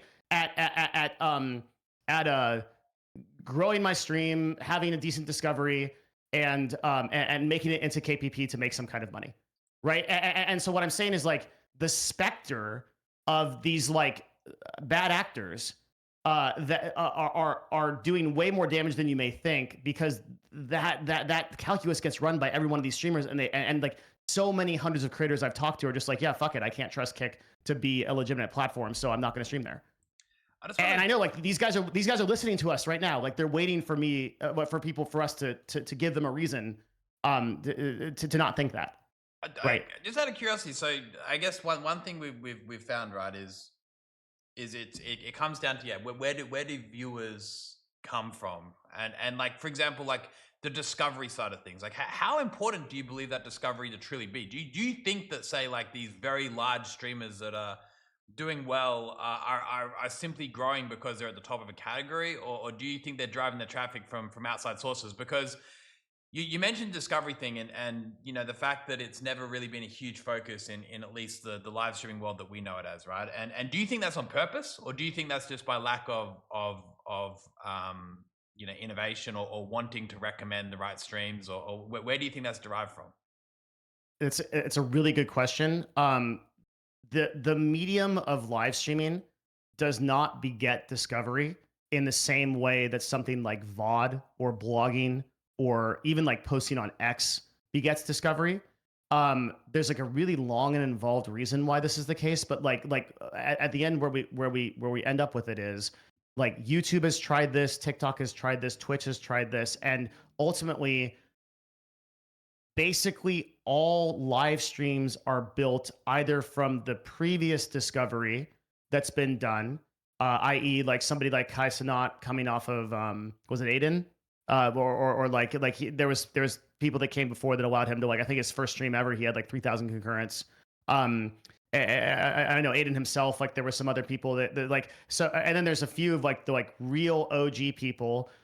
Those people were discovered via clips, via YouTube, via VOD, via people sharing stuff. Like ultimately, the weird thing about live streaming is there is not zero, but there is very little native discovery, meaning that like there's not a huge funnel of viewers just waiting around to find new streamers. And if you just look at the behavior, the user behavior of like your average live streamer and the people listening to the show, they're gonna say, okay, like when I log into Twitch or Kick, I'm going to go look at my follow list. I'm gonna see who I like that's on, and like maybe if they raid somebody and then I particularly like that person, like I'll get those people. But I think the sort of untold, I don't know, this is like a Warhammer 40K level like dystopia, but like the truth is that all of those people from like 0 to 100 viewers are like utterly wasting their time. They should be doing VOD. They should be creating stories on discoverable platforms. They should be posting on X. They like where like top funnel discovery actually exists.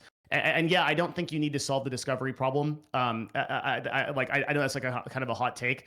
I don't think Twitch ever solved the discovery problem. I don't know that problem is solvable. The only way that that's TikTok just competition. That's just competition, man. What do you mean?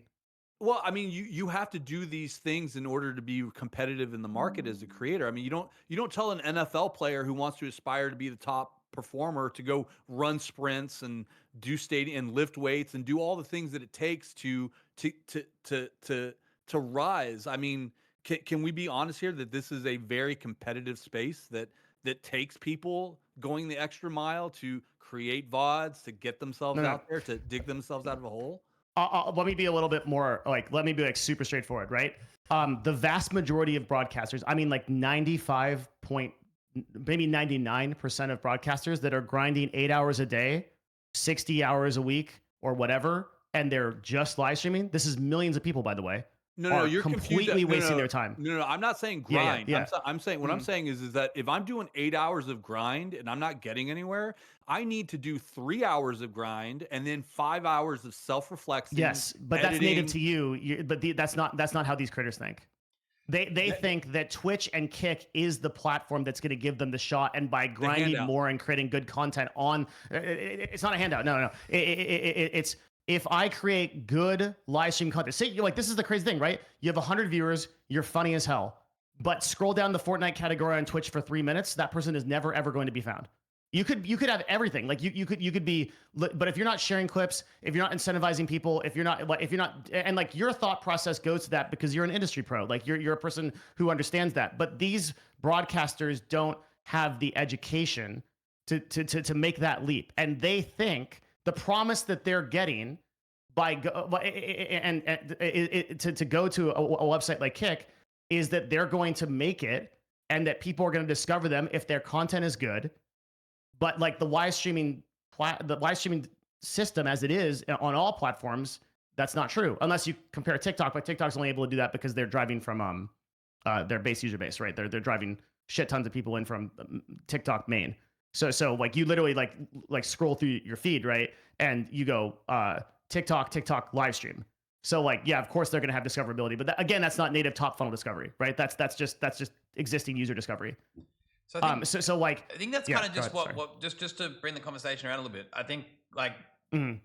to my question around sort of like, you know, do you think that's on purpose? Like when you look at live streaming in particular, and where the majority of that top funnel viewership comes from, you know, Yeah. to what you mentioned before, it's coming from YouTube, it's coming from X, it's coming Yeah. from everywhere but the browse and the category section. Because the reality is the user behavior on live streaming is it isn't like YouTube. It isn't in that same sense. It just isn't how it operates, right? So what happens when you're talking about previously about the chance of succeeding just based upon viewership, and that's what's going to actually be the driving factor. You know, I would challenge that a little bit to the extent that saying that just by being at the top of the category is by far and away the complete wrong mentality to growing streaming, right? Like, of course, people can push themselves to the very top there, but the reality is where the viewership comes from with live streaming. And I think this is very much, and again, I can't comment for other, you know, websites, is by design, right? Because what ends up happening is the platforms then subsequently advertised, right? Like Kick has managed to grow an incredibly large following, among the active users and whatnot, and that's because people are linking directly into Kick all the time, right? We've got a lot of people say, you know, all the creators become their own, you know, they become an advertiser for the platform, right? And I think this is how it's, you know, even Twitch in the early days would have grown heavily, right? And I think again that there's other examples of other websites which do this tremendously, right? They've got zero discoverability, however, they force all their creators to advertise themselves, and that subsequently advertises the website too. So, you know, coming back to this point around sort of, you know, culturally wanting people to feel like, hold on, I need to be able to have a chance. And I guess that's, you know, to your point as well, you mentioned anyone between 0 to 100 viewers looks at live streaming in that light, right? But I think the reality is it's not how it operates on a platform level, and solving for that exactly is maybe even potentially counterintuitive to growth plans and growing an active user base. Yeah, I totally agree with you. Like, I think that reaching the top is not the optimal way to grow a stream, to your point, or a proper goal. But you, as the platform owner, and you guys as a platform, still have to contend with the thousands of broadcasters that do think that. Like, that's a cultural problem for you. You see? Yeah. Okay. No, that makes sense then. Yeah. Okay. Because So, just so in your opinion, that's a huge driving factor for when people sit there and hold on, I want to make that decision. Is they go, hold on, this place is more view botted, or this one's more view botted. Yeah, of course. Yeah, I know for a fact it is. I mean, to answer that question as well, as you know, let's assume 80% or 50% or 20% of people are view botting. What about the people who do engage in that behavior? What are they thinking? The people that engage in that behavior? Yeah. Like VBot and do all this stuff? Yeah. I mean, like, let's straight up I think you has... mentioned like out of the 500. I want to be careful misquoting you. You said 500 and 430 were view botting, right?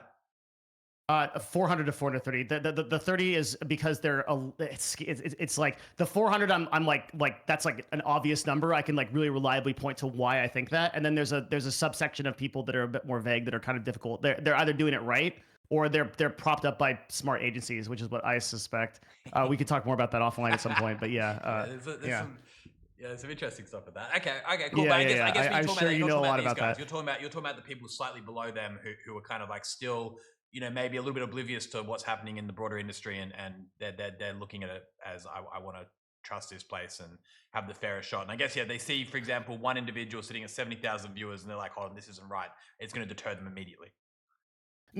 I think one problem is one difference that Twitch has, other than like first mover advantage and the obvious market stuff, is that I do think. And look, I had a very similar problem to what you guys dealt with at a talent level. When I started taking on talent, the first problem I realized was that, well, there isn't a lot of talent that isn't already signed by agencies. So who am I going to go after? Well, I'm going to go after people that are a little bit less brand safe, because those are people that these bigger agencies have decided not to sign because the risk is too high. I'll take that risk, and then I'll see what I can do with these people. And I represented people like Quinn69 and Trainwrecks and people that were considered to be a little bit higher in brand risk, and we did great, right? And now in retrospect, I'm really glad that I represented those people. But at the same time, like, I think Kick has onboarded some people that are like cartoon villain level of fucking evil, right? And like, when you look at, and like, part of your entire ethos has been like, look, we want to quote by the way, I know, Sandra, what's your real name? Andrew Santa Maria. Andrew. And that's a badass name. Okay. So Andrew. So to quote Andrew on this, right? Like you have a ethos where your terms of service is more for adults, and I respect that, right? But at the same time, when I see like Aiden paying a viewer to beat up his sister on stream, like shit like that, like, right, like that sends a certain message. Not only to advertisers but to creators, which I guess what we're talking about right now. Like, fuck the advertisers. We can talk about that for a million years. Blah blah blah. Brand safety. Okay, whatever. Like, there's like, but ultimately, the message that you want to send to creators is like, you don't have to be 100% above board, even, but the level of antics on the platform, and I can give like a lot more examples of that. I think do deter creators from thinking that there's a shot here when the content is like pushing like a crypto scam or like some kind of harmful thing or some shit like that. I mean, I don't know how deep we want to go here with individuals. I'm trying not to like throw tons of people under the bus here, right? Yeah, I think Yeah. that's been the biggest learning curve for us, right? I think we came into live streaming. Yeah, it's a hard problem. And we Yeah. came in like with this view that, hold on, like this is so easy. We just have to allow people to do what they want because these other platforms are mean and they ban everyone. And how dare they, right? Mhm. And then you quickly learn like, geez, all right, they've got these rules, they've got these terms of service, and they exist for X, Y, Z, all these different reasons that you kind of have to learn take by take, right? And I just want to comment on where Kick is at today. And I think we have seen the worst of live streaming in terms of some of the people we've attracted. But sure. nowadays, Yeah. as somebody who spends, I just genuinely love live streaming, and I'm on Kick just recreationally as a user quite a lot. And browsing the categories, I genuinely believe the place that we're at and the people that are currently streaming, again, maybe to other people's intention, ideas and cartoon villains and whatnot, but I think the position and the rules that we're looking to enforce and the type of creator that we're looking to attract, I think has gotten to a really good spot. And correct me if I'm completely off point. No, you're not. But the problem is that you have to contend with not just the present day, but the entire history of that reality. And so, I like, just to throw the comparison at Twitch. I mean, like, recently Twitch. This is kind of a crazy statement. I can't believe I'm saying this, but I think that Twitch has well eclipsed Kick in terms of these kind of cartoon villains. and at this point, you have people that are literally promoting terrorism at the top of Twitch categories and being ignored to do it. It blows my fucking mind. I never thought I'd be in a world where I said that 3 years ago, this would not be on my fucking bingo card, where I said that Kick overall platforms better better is a very subjective term, but like more above board broadcasters than Twitch does as a whole. But I think it's safe to say we're getting there. But the fact is that a lot of the creators that are making decisions to stream on your website or not are still using the rubric that was set up by Neon, by Jack, and by these former bad actors, right? Yeah. No, yeah. The simple fact that you mentioned that hey, look, you do believe we're heading in the right direction. If that's by comparison, I do. then you made me think. You challenged me, and I realized I was wrong on it. I think you're right. I think that I just, like, when I ran it in my head, I was like, fuck, he's right. like I look at Twitch and what they're doing right now, and I'm like, damn, this is a real. I don't know what the fuck is going on over there. Yeah, it's been a huge learning curve, and I think we've got the opportunity to learn from everyone else. But you're right. I think that there's been a playbook that's been written, but I think that playbook hasn't just been written. I think you'll see, and this is my take, and that playbook is being run everywhere. That's just the new way of life. I think it sort of started 2 to 3 years ago, around about that Kick was found, was this new sort of variation of live streaming. It moved from just gaming and just chatting and started entering all these new industries. And on the back of that, people have gotten a little bit different in the way they approach making content, how they elevate their content, how they market it, the agencies involved, the people, the characters, everything involved in it has ultimately changed. I think, it's not just specific to Kick. I think Kick has been the forefront, one of the victims of this early on, due to the fact that we were originally very unprepared. But I do think it is very much a broader aspect of just social media in general. I think there's this whole aspect of the whole social media world sort of heading in this direction. We're seeing it everywhere, and it's tough. It's tough, and I think to the point that we started on, right, is Kick needs to fix its cultural standing to attract creators like yourself, right? Like you've sat back and gone, would I stream on Kick? And you've gone, fuck no, I don't want to stream on Kick. I'd rather stream on Twitch. Even though you're sitting here saying, hey, look, they're promoting terrorism, you still subconsciously are streaming on Twitch right now. So, you know, we still got a fucking long way to go, right? My decision was to stop streaming, to be clear. Like for me specifically, my option was there is no good platform. I'm not going to stream. This stream right now that I'm running is because my stream key was set to Twitch. This is the first stream I've run in what, guys, like a year or more. And if you looked at my description the entire time, it was, I am literally boycotting what this website is doing. I'll be back when they fix this shit. And I think to this point, that is still my position. And I don't even know where I'm going to end up. Like maybe I'm a consistent live streamer or whatever, but I'll probably just end up on YouTube.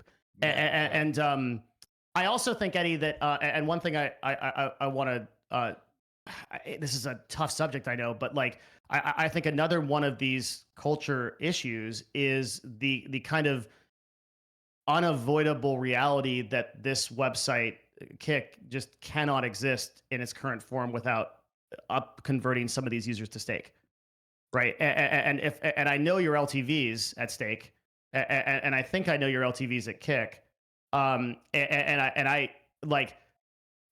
think that's why we need to build such an aggressive. I think you need to be really aggressive on building an ad system, because I think that when you do demonstrate that path to profitability, even if you're not there yet, it disassociates the gambling connotation that people have for the website and allows these creators to think along those lines of, where do I start streaming first? Okay, hey, there is advertising here. There are separate vendors that support this. I'm not like directly stealing souls out of slot machines if I go stream here. Yeah, no, it's a really interesting subject. I love this subject, to be honest with you. I love talking about it. You do? I love stake. I love streaming. I love gambling. I love business. I love the whole lot. Me too, man. The business part. Yeah. And I just first and foremost want to say, Kick and Stake are run completely independently, right? And I also want to say, if Stake was to cease operating, if Stake was to cease operating tomorrow for whatever reason, Kick is very well funded and has the ability to continue running for years. Like, we're in a very comfortable position. Impact that? I believe the second part. I don't believe the first part for a second. So they're both under EasyGo. You're the CEO of both companies, and you share executives between the teams. You posted a job. You posted looking for jobs. So the way that EasyGo is broken up is we've got we call it the mosaic sort of setup. We have business lines and service lines, right? So we have service lines, we have tech, we have marketing, we have operations, we have governance. So Kick shares the same legal team as say Stake. We don't want to rehire a whole entire same legal team. So we'll break up our legal team into having people like a head of Kick legal, a head of Stake legal, a head of other projects we run. So we've got 8 different business lines, right? Stake is a business line, Stake Social Casinos is a business line, Kick is a business line. And then we have our service lines that go, vertically, right? Which then service our business lines, right? So our business lines are run completely separately. They've got their own profit and loss. This is just like a standard way of operating that many, many businesses do. Because you don't want to build out a completely brand new tech organization every single time you do it. I think a little bit differently. No, I completely understand. Yeah. Yeah, this is very, very normal. So like, I think it's the same way sort of you have Instagram, you have WhatsApp, you have Facebook. They're all different products, but they run on the same engineering organization, or they run the same marketing organization. The same way YouTube does it in Google and the whole lot. I think the only difference, to be fair, is Twitch is a subsidiary of Amazon, therefore has its own like internal system. I don't think they use governance and they have that service line approach. So yeah. Well, the larger companies like are split into literally effectively separate companies. Like, to use the YouTube example, Neil is literally the CEO of YouTube. Like, there's very little oversight from Sundar on in Google's case, and YouTube runs its own internal team. But for Kick, I mean, you posted a job in March 13th, 2023 that was for executives in the Melbourne offices and the European offices that would work on, quote, both Kick and which and Stake. So you have executives that are cross-sectional across both companies, right? So no, which role is this? It was just a general call for new staff. But that you stated What year? 2023. 2000. Okay, I can link you guys. Yeah, 2023 is a long time ago. Not really. So like, let's just address the direct question, right? What world? I just need to catch up here. So basically, so I'm not trying to do a gotcha, Eddie. I'm not. Like, but I'm trying to say there'd be 0 individual contributors that would work across it. So you'd have you say the marketing team would be broken in half. Like it's you got your service line, you got your business line, right? Like an individual has to be applied to a cost center, correct? Yes. Yeah. Yeah. So all individual contributors will be within either one of the 8 different business lines that EasyGo currently runs, right? So you're telling me that at an executive level, you have no ICs or direct reports that contribute to both companies simultaneously? Only you? Yes. No, we've got, I've got direct reports, yes. But they're on the service lines. So that'd be either in marketing, tech, or governance or operations, right? Then you've got your business line that runs their own profit and loss, right? Which is completely separated.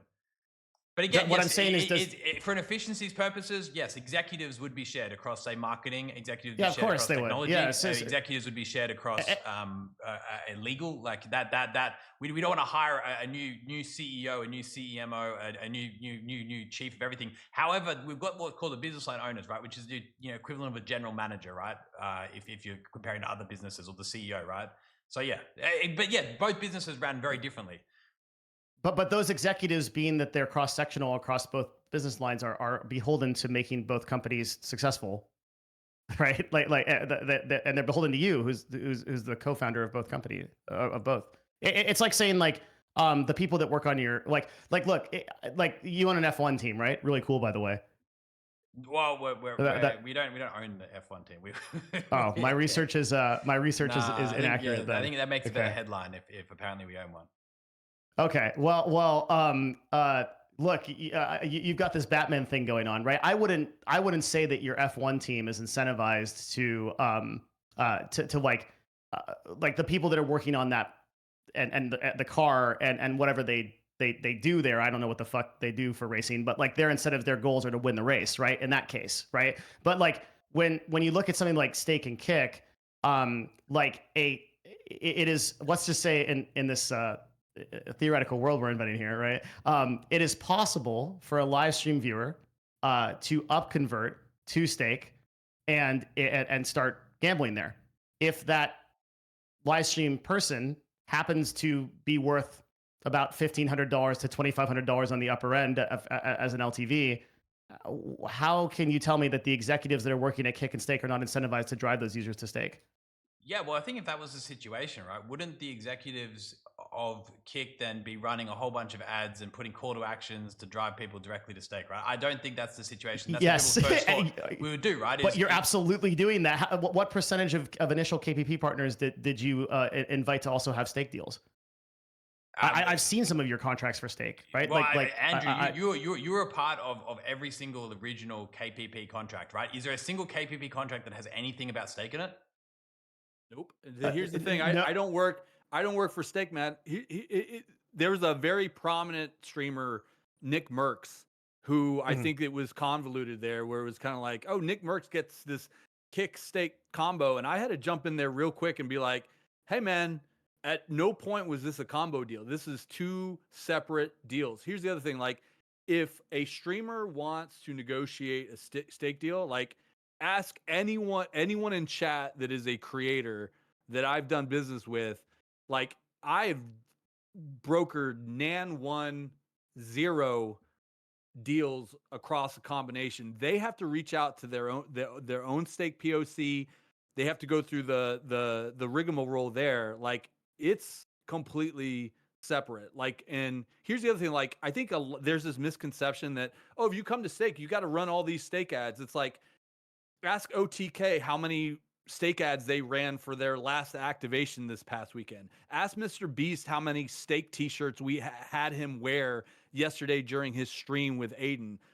Ask any KPP member, like, how many conversions did they have to make over on Stake on their Kick deal? The answer across all of that is 0. And here's the other thing I will add. Like, to say that Kick wants to do Stake 2.0 in terms of like a vast, easy go portfolio is crazy, man. Stake is doing just fine on its own. Like, my vision and my desire is that Kick becomes uncorks what live streaming can do as a mass consumed media. Like I'm not concerned with what Stake is doing, man. I don't even care what the crypto market's doing. There's What no I'm way. concerned what I'm concerned with is like, how do we compete with Netflix? How do we compete with Hulu? How do we compete with Disney Plus? How do we take the viewing audience and their habits and uncork live streaming? Because Fine. that's If where you, it's at. how you compete with I those agree. people is that you've got to you've got to play the game at a level where you convince those media buyers and those vendors that you are not directly affiliated with a gambling website. Eddie, I've done my research on you, bro. You're a self-made multi-billionaire. You're one of the most impressive people I've ever looked up. You have run the calculus. You know the LTVs on these users. You know the benefit of funneling people to Stake and that it's very hard to get people on gambling websites, that the cost per acquisition of customer is very high if you run traditional advertising, that if you do an XQC deal and he gambles on your website, some percentage of the people are going to go to Stake. You can't tell me in good faith that you don't know that. I know you're smarter than that. You're smarter than me. Listen, I've always been very, very transparent. So before I got on this stream, I was on Stake, right? I do my Stake stream, I do my Kick stream. I'm involved with Stake.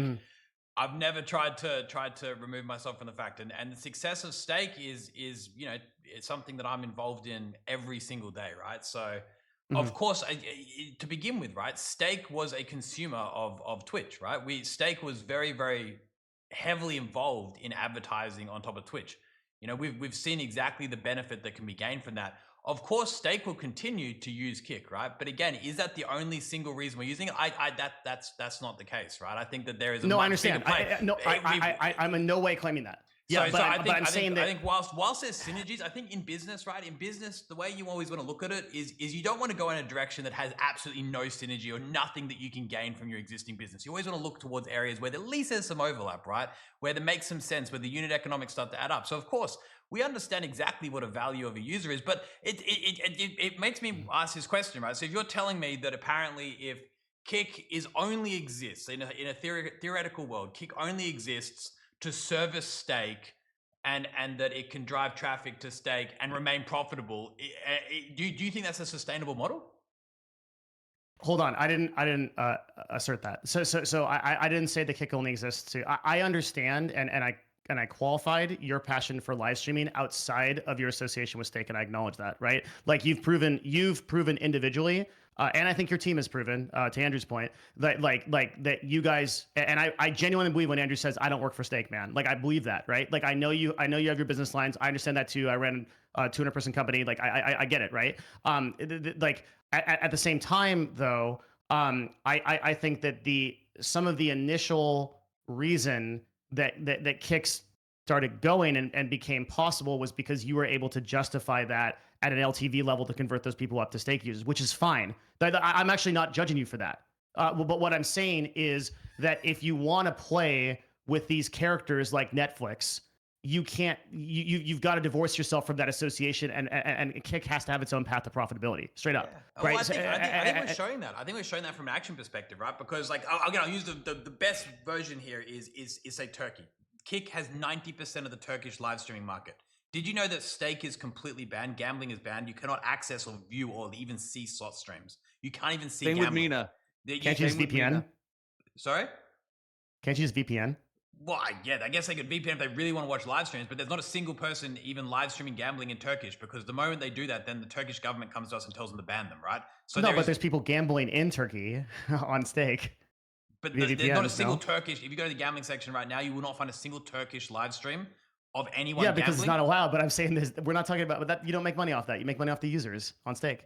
But there's absolutely nothing to gain from that, right? So we're investing into a market. Yes, there is. It's Turkish gamblers on Stake. They're just using VPNs. But you come to Kick, you cannot see any live streams in the gambling section. It is banned in Turkey, right? Because the Turkish government said to us, basically you have to ban this. So you cannot see Turkish live streams. If you use a VPN and you end up going to that section, you then have no one speaking Turkish, unless I guess you want to watch an English streamer or whatever, right? Which is, again, a very, very small percent. Yet we have 90% of that market. We continue to invest in it. I think that, again, shows our determination to invest in markets where there's zero synergy. And I think, again, we can sit here and say everything, but I think that's a great actionable item that says, hold on, wait a second, what's Kick doing then? And it goes to show that we have a game plan outside of that, right? I think there is a long-term option to be able to monetize Turkey in a way which is going to work with every other market exactly the same, right? So, I think that is always going to, it's same with about 6 other countries as well. France as well, you can't access any of these sections. Germany can't access any of these sections, continues to be, a large growing sector for us. So, we're completely decoupled in singular markets where we have to be, and we continue to invest money into those areas. So, on the back of that, I think that action speaks far louder than any words would ever be said, right? But to your point, yes, of course, Stake will continue to exist on top of Kick. Stake will always be able to look at live streaming. It looks at YouTube. It looks at Facebook. It looks at any medium for that matter to be able to turn a marketing positive return, right? So I think again, it comes back to if we wanted to know, if we looked at lifetime values and everything, and we looked at this in a perfect world, if Stake was one entity or one singular road, we would take everything we invested in Kick, and there's about 1,000 other ways to invest that would have made more sense from a single perspective of Stake. But again, I understand where you're coming from, because it's about being that public perception. I think to that point, Kick has been that public perception, because we don't even have that brought up anymore, right? So it's been a while since even having this discussion with anybody, because people honestly nowadays look at them separately. Maybe, people like yourself who are very much involved in the because industry. People don't want to challenge you. There's no one on the show that's been able to you're a fucking billionaire. Everyone around you is going to be sycophants, dude. That's like, I know you know that. Like, that's one of the most difficult things you have to deal with at someone at your level, right? Like nobody wants to challenge this issue, but they still think it. The reason I'm here is because I'm not basing it on discussions on the show, right? I'm talking about just in general. To begin with, of course, we had this huge problem with bringing anyone over the Kick, because they're like, this is gambling. But again, I think that noise is declining, and maybe you can comment on that. Do you hear that as much as you used to? Is it something that you hear people associating it with? Of course, every now and again, you'll hear people saying, hey, look, Kick and Stake, but I don't think it's a subject that is nearly as talked about or worried about or a top mind concern for people when they're picking a platform as maybe it was 3 years ago, 2 years ago, 1 year ago even. Okay, so the key word that you said there was when they're picking a platform, because I think you're right in terms of the overall conversation moving away from Kick, moving to, I guess, because we're moving forward, moving Kick to a separate standalone platform that isn't dependent on Stake and isn't like affiliated with Stake. That separation is happening at a sort of macroscopic level in the conversation of like live streaming, but at a creator level is still very real. And I guarantee you that pretty much every small creator, and like, I don't like obviously have data on this, but just anecdotally, I mean, I'm one of the authorities on small creators across YouTube, and I've worked with I like Novo Nexus. We had 4,000 small creators that we gave sponsorships to. Like, I've talked to so many of these people. It is top of mind for them that Stake is associated and affiliated with Twitch, Stake is associated and affiliated with Kick in a very real way, and that's what is paying them today in July 2025. Yes. So how would you advise that we change those people's mind? Like, what would you think is the solution? Is there a solution? Yes, of course. Yeah. And I don't think the solution is stop being affiliated with Stake completely. I mean the first part of it, I think, and I think we've made some progress on this show, at least more than I've seen so far, that you can't obfuscate that relationship, that you are the co-founder of both of those things. So if you are not really transparent about your association, and you kind of do the PR thing where it's like, well, we're not technically affiliated because they're separate business lines and sort of things like that. No one is going to buy that at face value. And like, so part of it is, and look, this is something that I think Twitch made a huge mistake on that I think you can correct, and that you have corrected, which is that like a big problem with the people that represent Twitch at a very high level, Emmett Shear and now Dan Clancy, is that like they are not great personalities to be front-facing CEOs. Dan's a nice guy, but he's not a dude that can like convince people to like really be behind something in a movement like Gates did in his time, or like Sundar is doing for Google, or like Elon is doing, right, for X, right? Love him or hate him. I think that you've bridged that gap by doing shows like this, but that you haven't been as completely transparent as you should be about this affiliation, respectfully.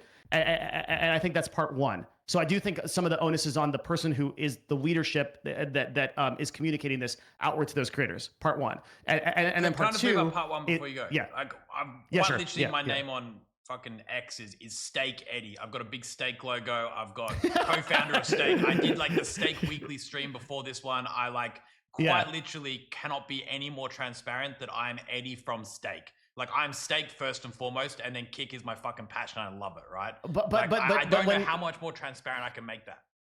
A lot more, because when we first started this conversation, I mean, you were telling the party line of like, well, like these two platforms are not affiliated, and I got you to acknowledge LTVs and like to make ground on this. I think if you were to go into the chats now. I'm not reading the chat. I haven't seen it, but I know like if you were to pull like a community on this and be like, do you guys think that there is a strong like that there is like a disconnect between like the way you present yourself as a representative of Steak and Kick and this association with those platforms, you would get a fairly straightforward response that they do feel like there's a disconnect there. Would you agree with that? A disconnect in how it's represented? A disconnect in that you are not and again, I'm not trying to criticize you directly. I want to say again, my objective here is ultimately really to benefit Kick, because if we get through this problem, we get creators to start trusting your platform and streaming there. So that's my objective. Okay, I'm not trying to do a gotcha. This isn't a CNN thing. Like this isn't 60 Minutes. Like the reason I'm saying this is because I legitimately think that this is a barrier to a lot of creators making a decision to this and the other thing I was going to mention to join the platform. And that if you are transparent, that it's like right now, Steak is the platform that is propping up Kick, and it is possible because of Steak. But we are moving in a pathway towards profitability, towards advertisers, towards building better systems, towards correcting the mistakes that other platforms before us didn't do. Then I think that will give streamers more confidence to move forward with the platform. I completely agree with you on every level, and I think that's been quite literally the mantra we've had from the get-go is like ruthless transparency, right? We've never tried to pretend that hold on, Steak and Kick aren't connected. Of course, that was something we thought about in the beginning. It's like, okay, why not build these completely separately, try to keep it? It was like, no, fuck no, let's keep things as transparent as possible. And it goes without saying, where is the funding from Kick coming from? There's quite literally public registers that says exactly what the ownership of Kick is, exactly what the ownership of Steak is, and it's not a hidden secret, right?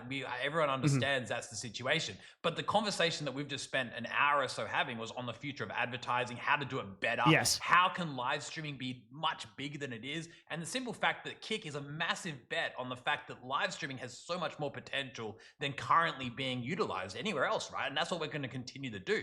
But again, I hear you loud and clear, and I think, you know, some people just hate gambling, and I completely respect that. I'm absolutely fine with that. We've had to deal with that for 10 years. Like, even when it comes to recruiting people, we lose, like, you know, 70% of people who won't refuse to join a gambling company or gambling affiliated company. We get the stigma. We understand that. But, you know, as time's gone on, the one thing we've realized is the best thing to do is just own who you are. I think a lot of platforms, a lot of companies get caught up in trying to become something that they're not. And try to pretend to be something that they're not. And we've always owned from the very get-go, this is what we're aiming to achieve, this is what we're doing, and we've always stuck to it, right? So again, I'll challenge you on that. I think we can't get much more transparent than what we're doing. We see a future, a huge future in live streaming and advertising and being able to monetize Kick.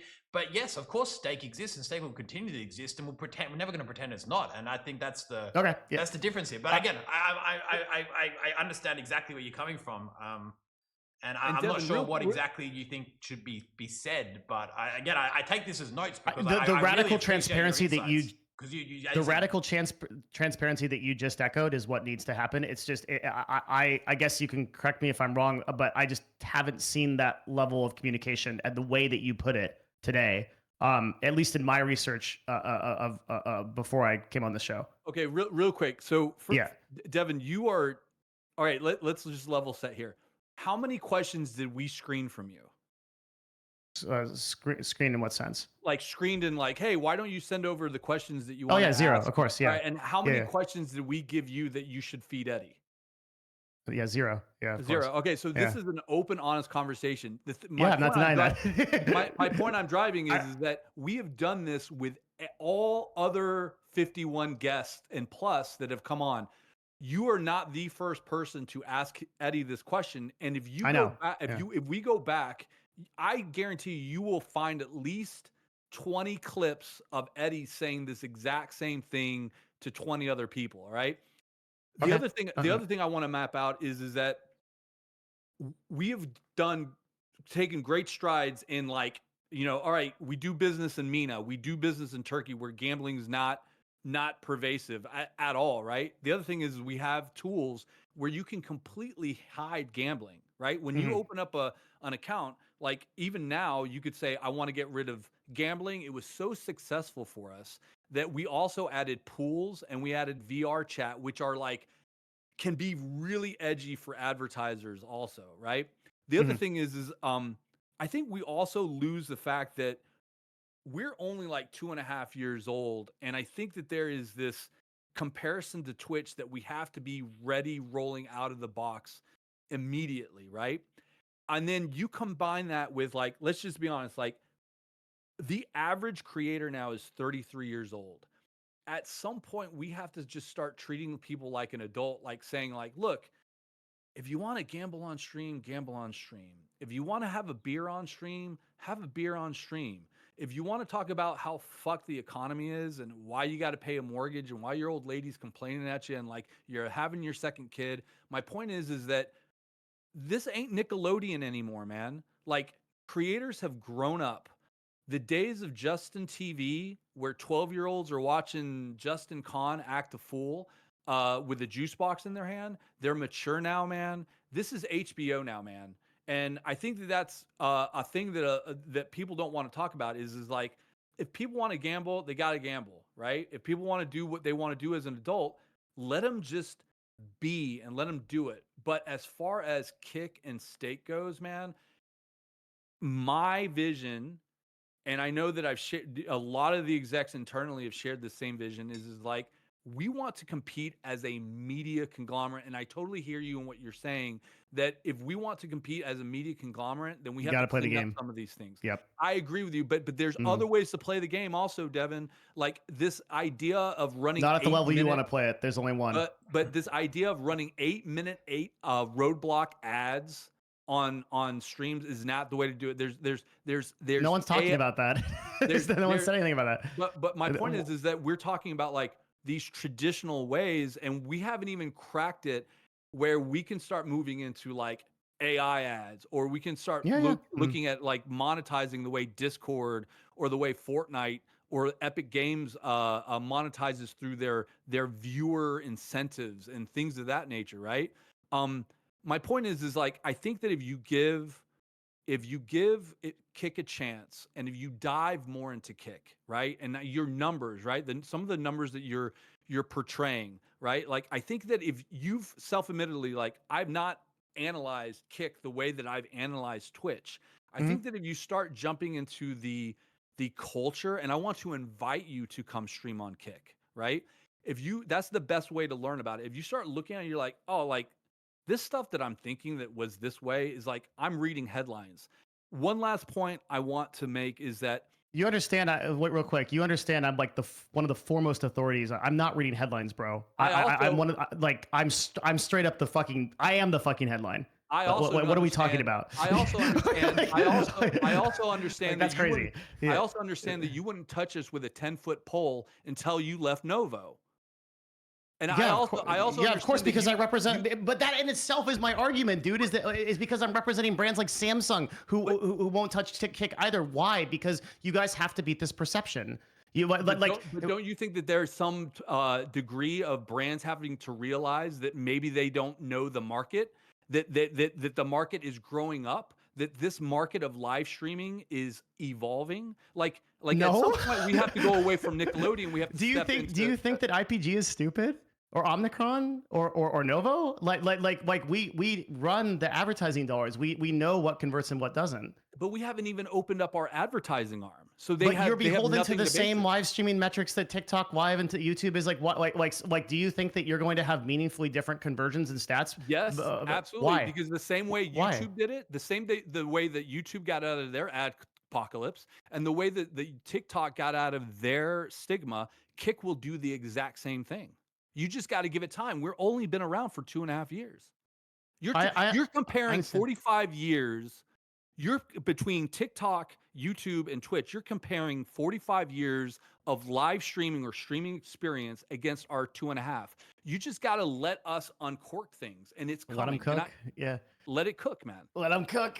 Yeah. Look, like, I wouldn't even.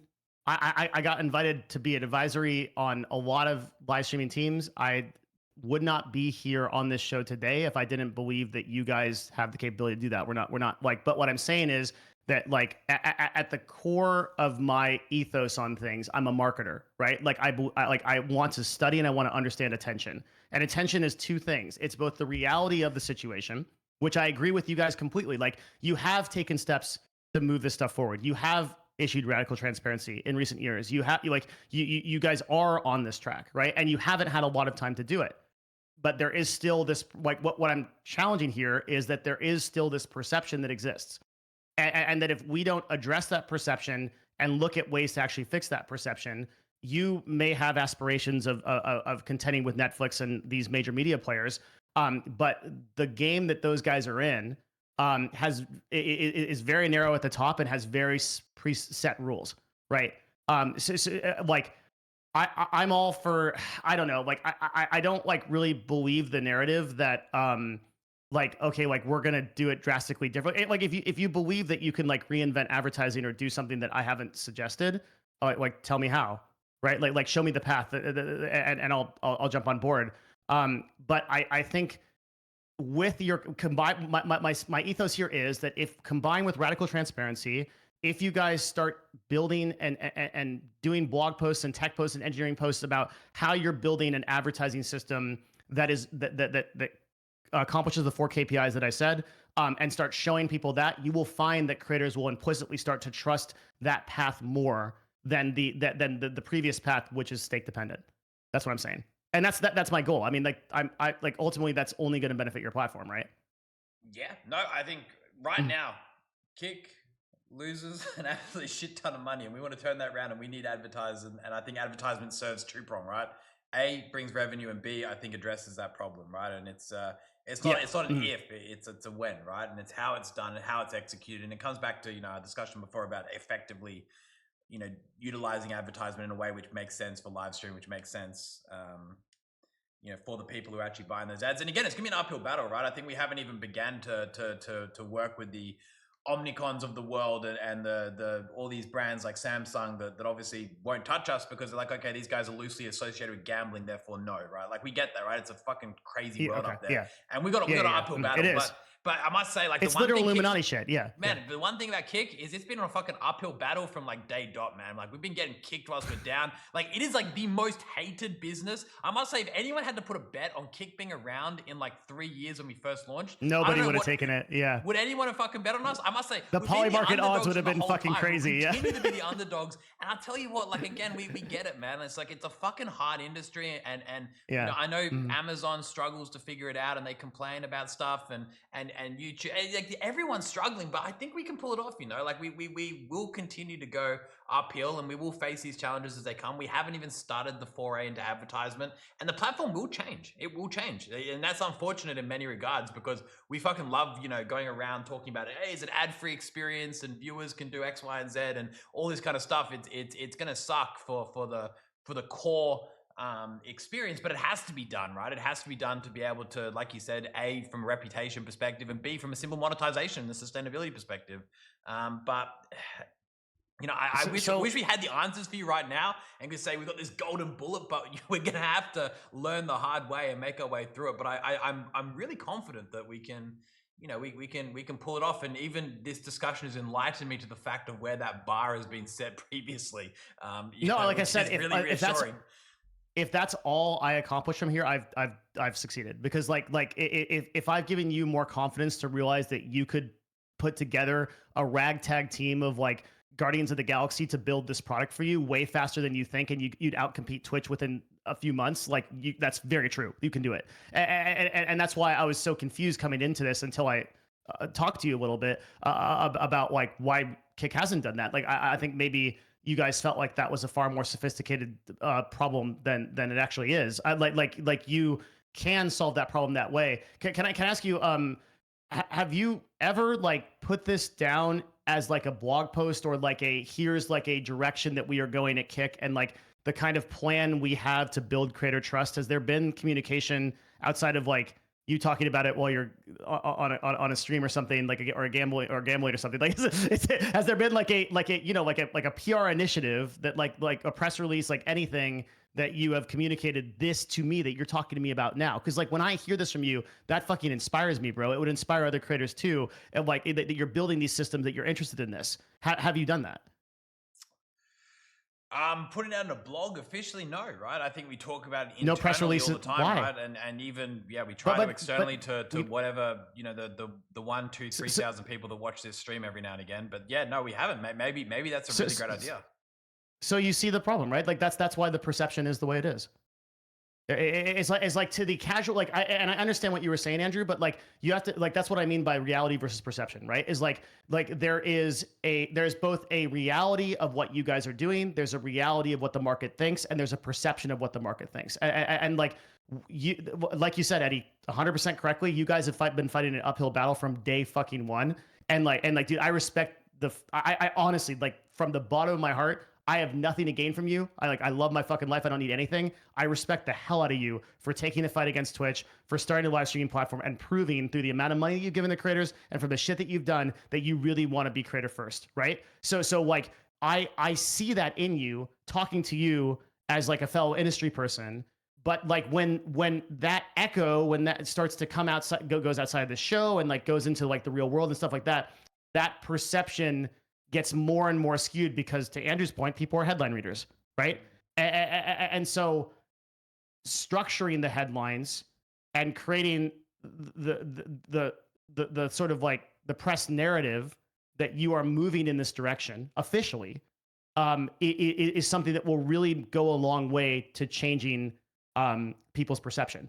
And then you got to back it up, right? Which is I think why Dan Clancy posts something last week about like, we're doing something about viewbots. Go look at the comments. Like there's not a single person that believes they're doing something about viewbots, right? Like that's because they have done these official press releases. They communicated correctly about what they want to do, but at the end of the day, they did not back it up with actual action. So eventually the bill comes due to be paid.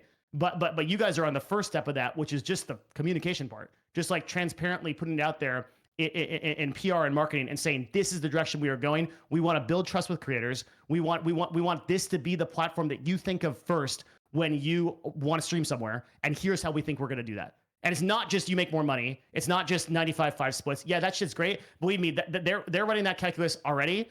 And so everybody that likes money is already here, right? Like that's heard about you, right? But the total addressable market is solved. The people that are on the fence are the people that are like, I'm not sure want to be associated with gambling. I'm not sure about where this money is coming from. I'm not sure if I'm selling my soul to like slot machines. That's the calculus they're running, and that's the PR you got to combat.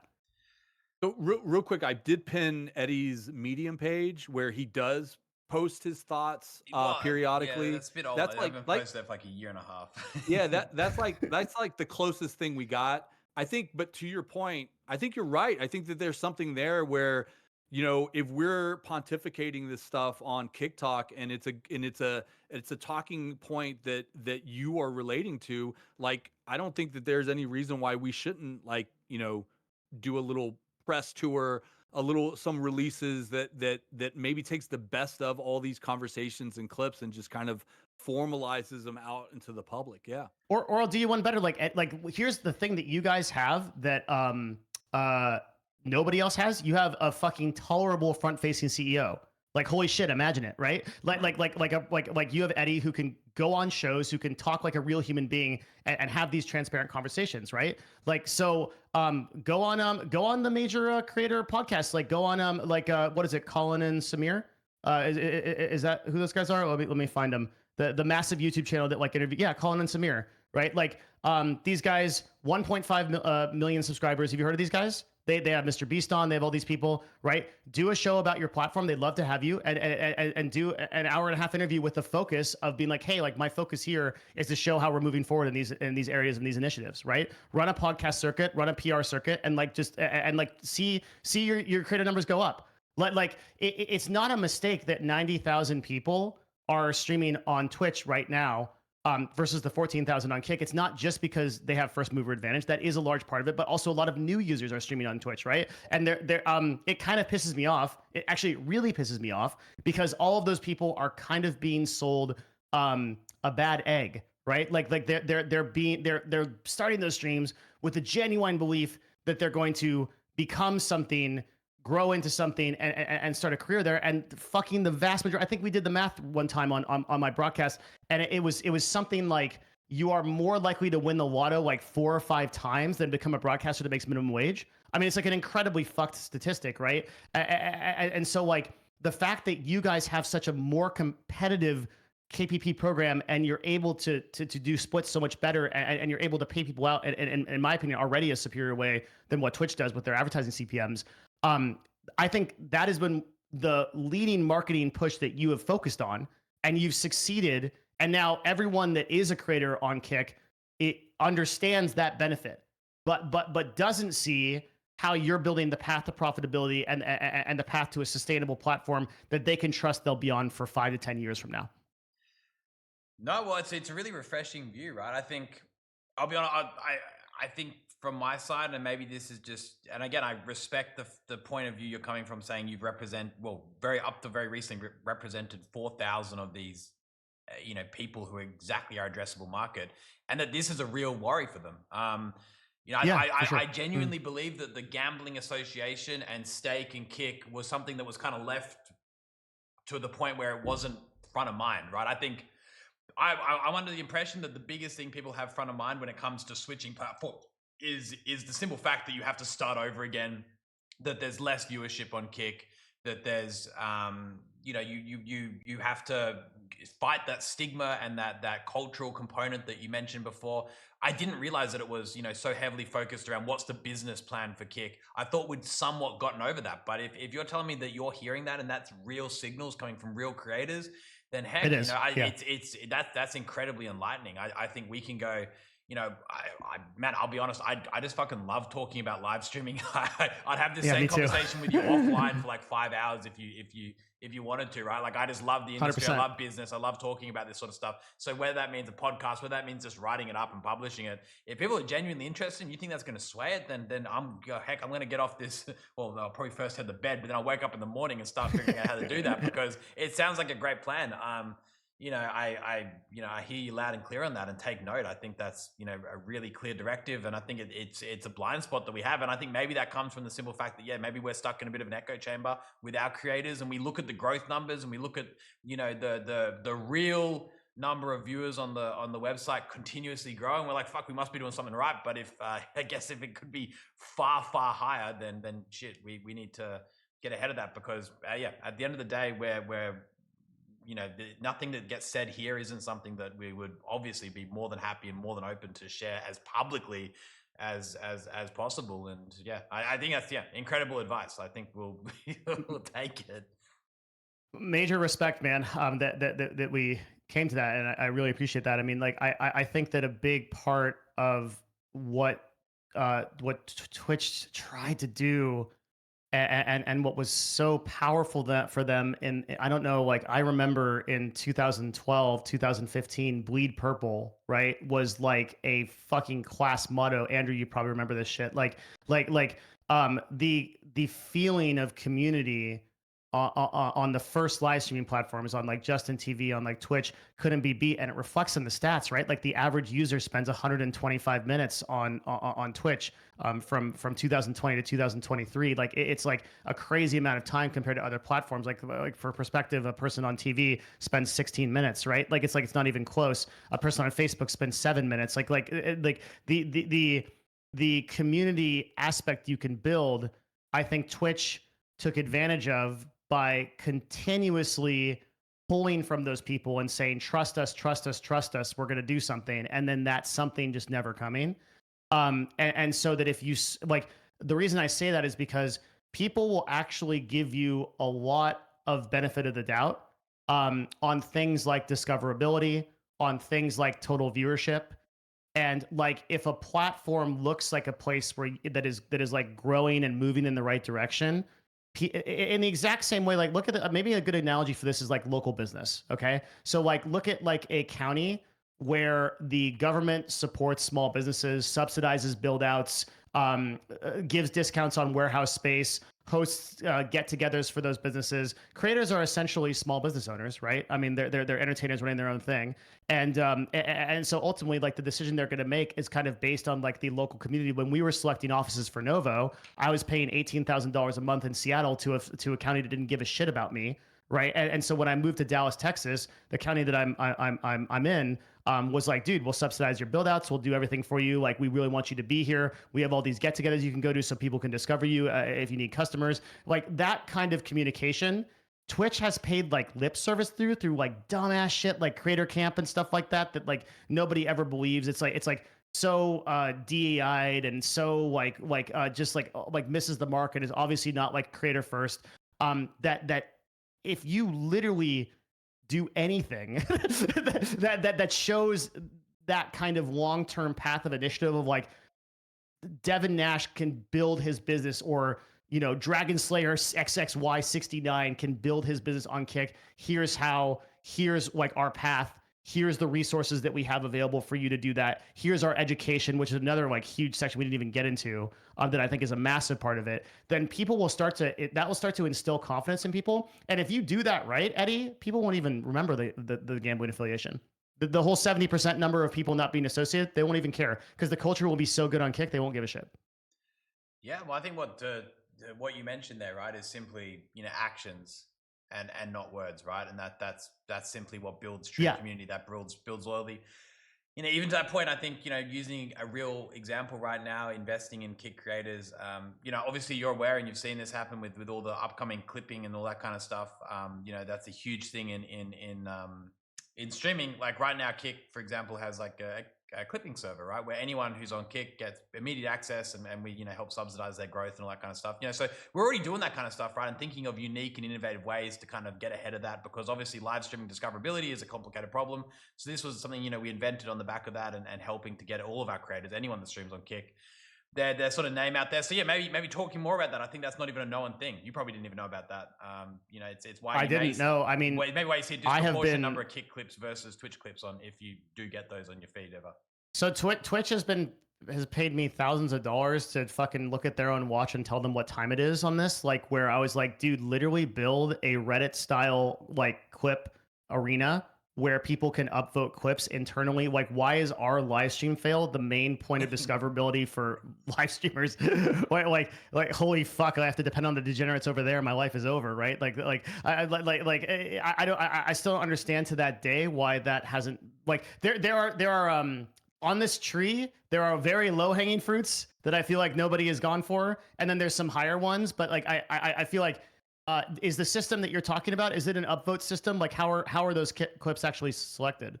So no, it's complete. So it's outside of product, right? So you know how you see a whole bunch of clips on everywhere of streamers, right, doing stuff and then captioned, and Kai Cenat did this, or Aiden Ross did that, or whoever, right? You see all those caption clips. Yeah, those clips on whether it's Twitter, Instagram, TikTok, all that kind of stuff, there's a culture behind it where people are paid for it, right? They're incentivized to post certain stuff, right? So Kick runs one of the biggest incentive programs for that, which is costing several, hundreds of thousands of dollars or whatever. And anyone who's on Kick is eligible for it. So it suddenly has every one of these massive pages, these huge followings looking for viral moments to post, right? So again, this is a little bit different to the product. I know exactly what you're talking about from the product-led sort of way of like maybe reimagining what a homepage could look like, or even just a section of the website, which could potentially, curate clips in a somewhat digestible way other than utilizing third-party platforms. But no, this is like a way of investing into creators and helping to build them up. There's been some really great success stories of some upcoming guys who are doing really, really well, guys and girls rather, who have done really well. And that's been on the back of like becoming quite well known on all these, whether it's TikTok or X and whatnot, because of these clipping servers, right? And the initiatives that we have and this incentives that we offer these pages. So, again, you're talking about it like investing into creators and talking about it. Yeah, maybe we need to talk about this stuff more. I think, something that has never been, done before, but we'll continue to do it. Look for innovative ways. I think the live streaming space is just changing consistently, and we need to remain ahead of it. And I think we've got a really great opportunity to lean into these new ways of helping creators grow. And because if they grow, then of course we kind of win too.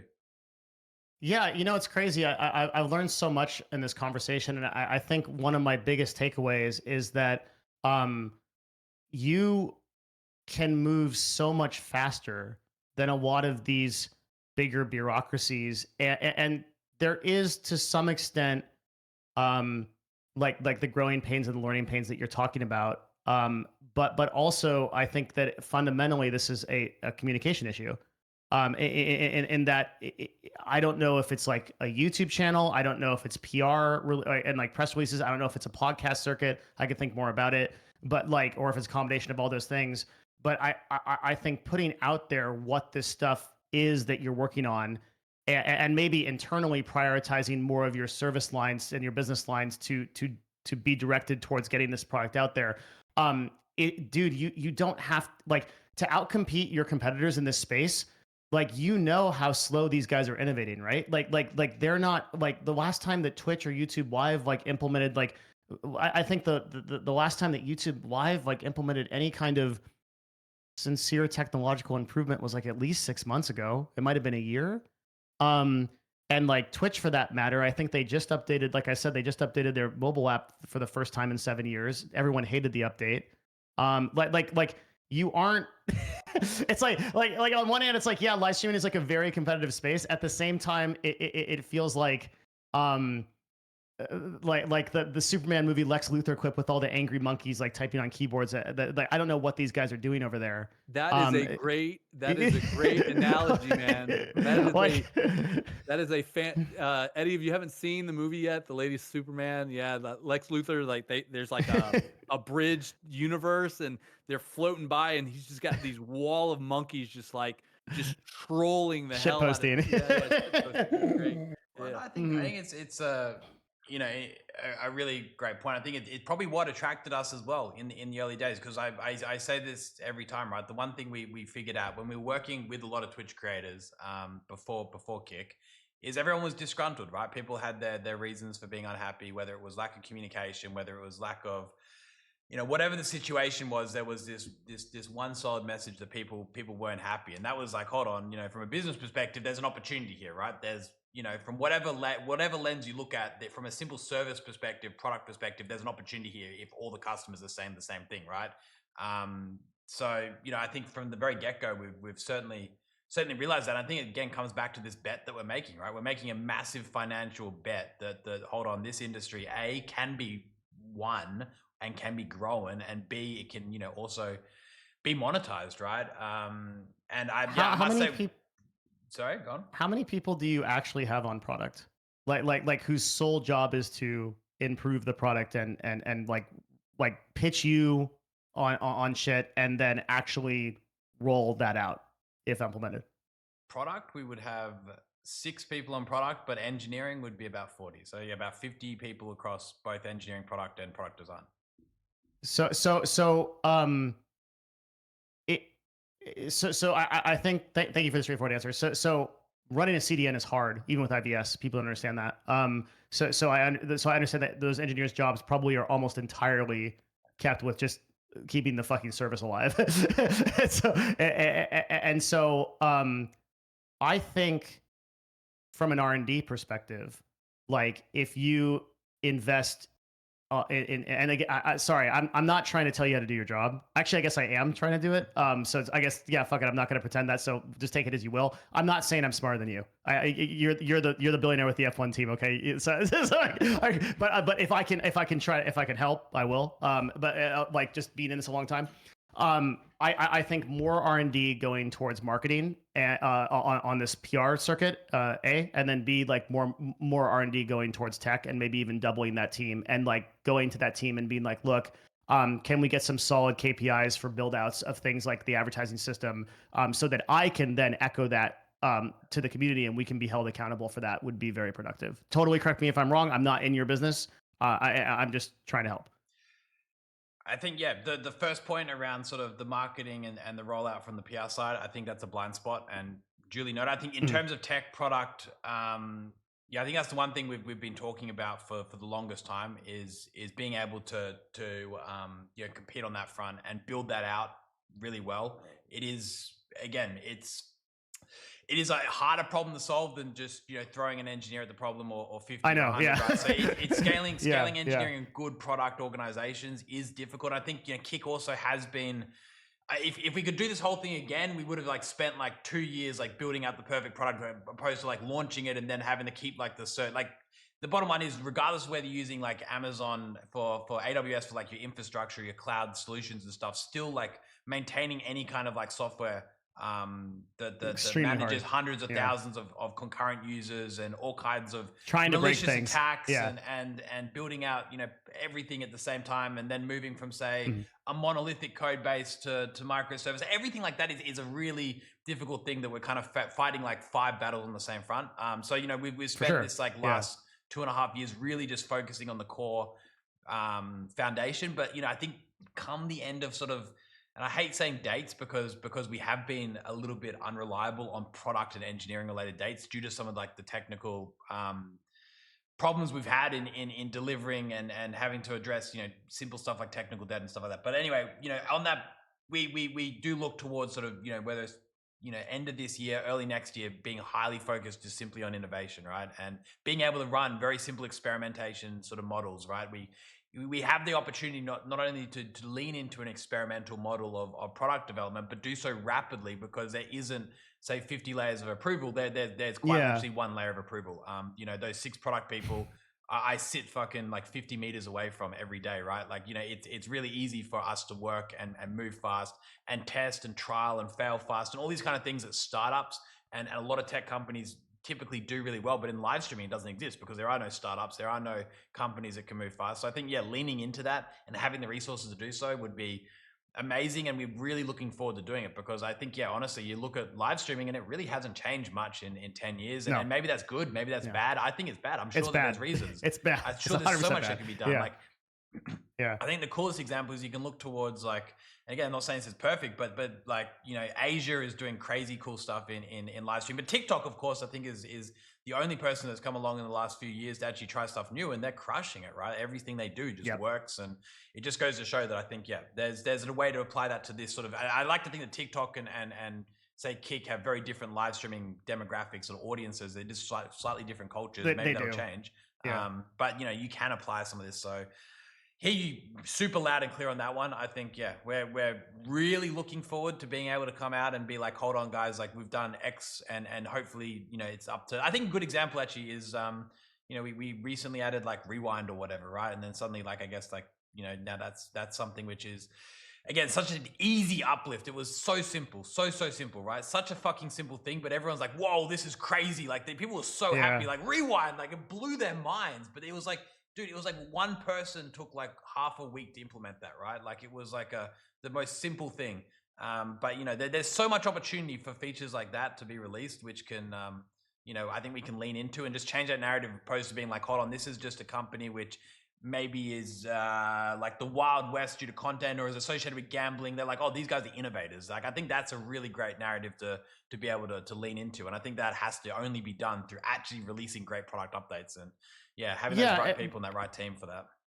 And to your point, Eddie, it's like not like 6 month long or 2 year long build outs that like I don't even think people are expecting that or expecting dates or things like that. Like you can literally just grab a focus group. We can look at like power users. What are the people that spend the most amount of time on Kick? Drive like 30 to 50 of those people into an email conversation or a room and be like, what are the like number 1, 2, and 3 features that you see are missing from Kick that like we could fix instantly? And then there you go. Like these are not solutions that are like super hard to do from a technological standpoint. Some of them are harder than others, but it just requires, I think the problem that Twitch ran into post Amazon and that you may or may not be encountering is just the talent pool, right? It is like post like Twitch with like Kevin Lin and like Justin and like these are like true visionary executives. Like like Kevin Lin was my mentor, right? Like I called him every couple of weeks and he was one of the people that taught me how to do business at the level that I can do it now.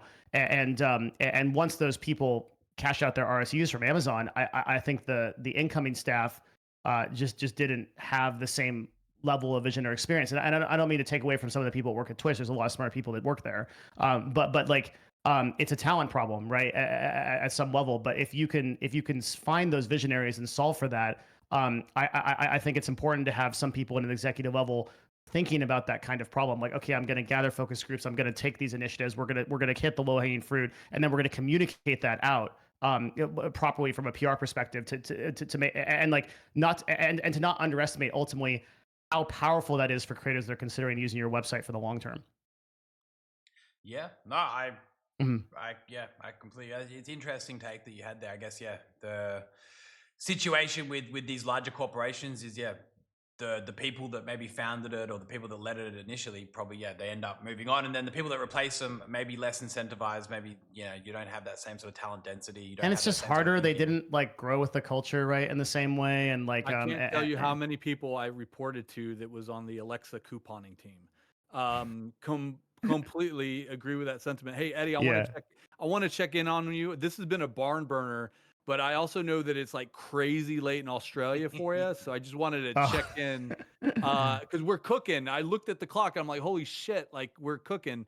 But I just want to check in with you, man, because sleep is important. Yeah, I gotta say it's like, yeah, coming up to like 3:30 a.m. and I think Sure. anything past 2 I start saying dumb stuff and maybe not not paraphrasing, articulating myself in a way which I'm most proud of. So unless Devin, there was anything else like majorly pressing or you think we should discuss or anything that you had that you wanted to bring up, but I must say, like, yeah, I've taken a lot away from this conversation and I genuinely mean it. And I know that you've probably seen some other episodes where we've had kick creators on who are really nice and they're really great people, but it's the hard conversations that we love the most. Like, we genuinely do. Like, it's what we don't have enough of, and it's what gets us actually thinking, right? So it's, yeah. I mean, you fielded every question, you answered everything, and I hope that I didn't come off in a way that was trying to do gotchas and shit like that. I'm never about that. Like, I genuinely believe that you are about the health of the live streaming space, and that is my same goal. I have nothing else to add. I really think we made a lot of progress in this conversation. Like, truly. Oh, that's I'm really glad to hear. I must say, yeah. Yeah. I think, yeah, I remember yeah, I remember, you know, obviously you were involved in the very early days of Kick, loosely with Tyler, right? And you know, you've known about it since probably 4 or 5 months before it even launched. And you know, I knew that you were always kind of, you know, on the fence in the very beginning and throughout it all. So if we're leaving this conversation and you're telling me wholeheartedly that you're like, hold on, these guys mean business, then that means more than you'd realize, because, you know, I think this is the first. This is the first time we've ever spoken, but I've, you know, heard all about you for years now.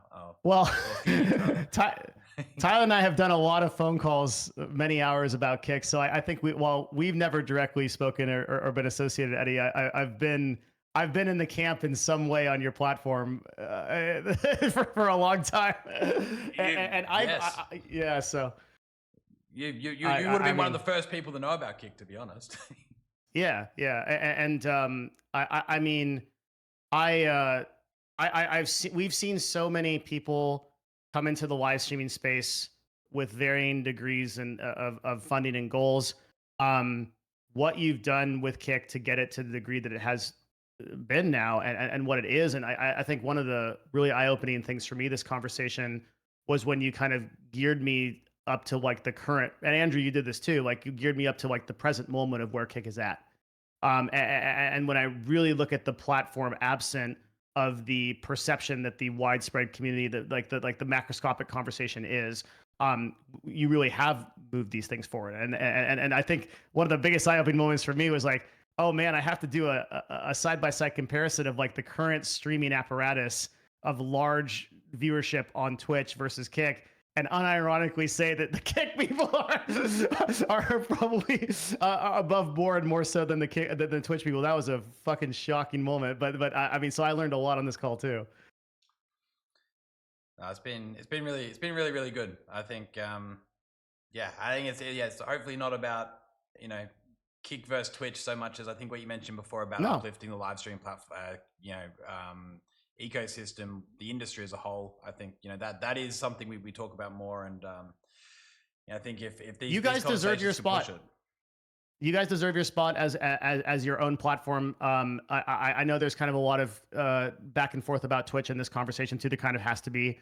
And we didn't even get into some of the, like, I think we did pretty well and like kind of staying away from like the Twitch drama and like, about their platform type of thing. I think you guys deserve to stand on your own. But I also think that there is a degree of accountability and a level of communication you have to approach by virtue of that, and that is going to kind of be your next frontier.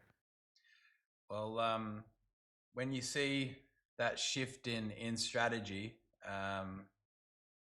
I think you can definitely take that as we took some free marketing advice from you. Let's keep in touch, man. Yeah, I mean, like, I'm a Discord message away. Yeah, no, awesome. I mean, I'll like the stuff that we could talk about offline. I'm sure some of the stuff that you were bringing up, man, like, is a crazy list.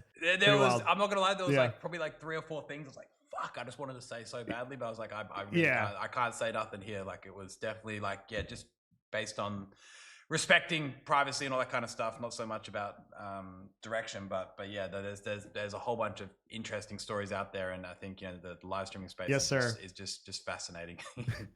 It really is. It's one of the coolest places to be. I'm kind of glad that I'm making. I was off it for about 2 or 3 years, because after we stopped advertising on Twitch, I was like, man, like, okay, like none of my revenue is coming from that before. Like, like the narratives are kind of the same. I'm following it. Like, I'm like watching the news on it and stuff like that, but I wasn't really involved in the conversation, and kind of glad to be back in the conversation. And it's really nice for you guys to have me here, as this is sort of my debut, I guess, to that. So I mean, it's an honor to be here. I mean it. And Eddie, you're a real one, dude. It's kind of, I wish I could have a separate conversation with you, because I had a show called Discussions with Devin Nash, where I brought on really successful people and I asked them questions. And you're a 29-year-old multi-billionaire, self-made. I'd love to fucking get into that, but that wasn't the focus of the show. So maybe sometime I can offline or online, I can kind of ask you a couple of questions about how you did it. It's pretty amazing. No, well, I think the fact you've come on here, I think is something we've been wanting for a long time. So the honor is honestly ours. and if that means speaking offline or even online, I'd be more than open to it. I think maybe that's a learning. I think we need to start looking at our communication, maybe outside just Kick Talk. I think we need to expand to probably some other avenues, because it's probably a little isolated. Mm-hmm. So if that's an opportunity down the line to speak about Kick and I guess everything else as well, if you want to talk about that too, would love to, because I think live streaming and just these kind of podcast sort of setups, love it by virtue of the industry that we're in and what we're tackling. So that'd be incredible. Good shit, guys. Good stuff. Thanks, Awesome. Devin. Thanks for coming on, man. Hey, when are you posting to YouTube? When are you going to start making? When are you gonna do your next bit, man? I don't know. I'm still debating. Like, I'm kind of like Bruce Wayne with the hobbled leg, and like I'm like old and ornery, and like fucking industry. Like I like there. I got inspired pretty recently by a lot of people that are like, dude, like I genuinely became a creator because of you, which is not true. I mean, these guys made it on their own, right? Like, but like they attribute some percentage of that success to some of the content that I've made. And that has inspired me to at least start talking again. But to what extent that I'm gonna like come back, I don't know. I still have a lot of believe it or not, like kind of just self-esteem issues about that imposter syndrome type stuff that like that I'm not sure I should like be in the space at that level, that I kind of have to debate on my own fucking spirituality, to be honest with you. Not to get super real, but like that, yeah, that's kind of like, so I'm not sure. I don't know to what degree. And it also kind of depends on like what happens, right? Like I might get an offer to join a super awesome company that I just like I'm a huge fan of, and I'm like, shit, these guys are doing something really impactful, and then I'm back to focusing on that. So at the end of the day, my mission is impact, however that gets made. We'll see if that's through content or whatever else.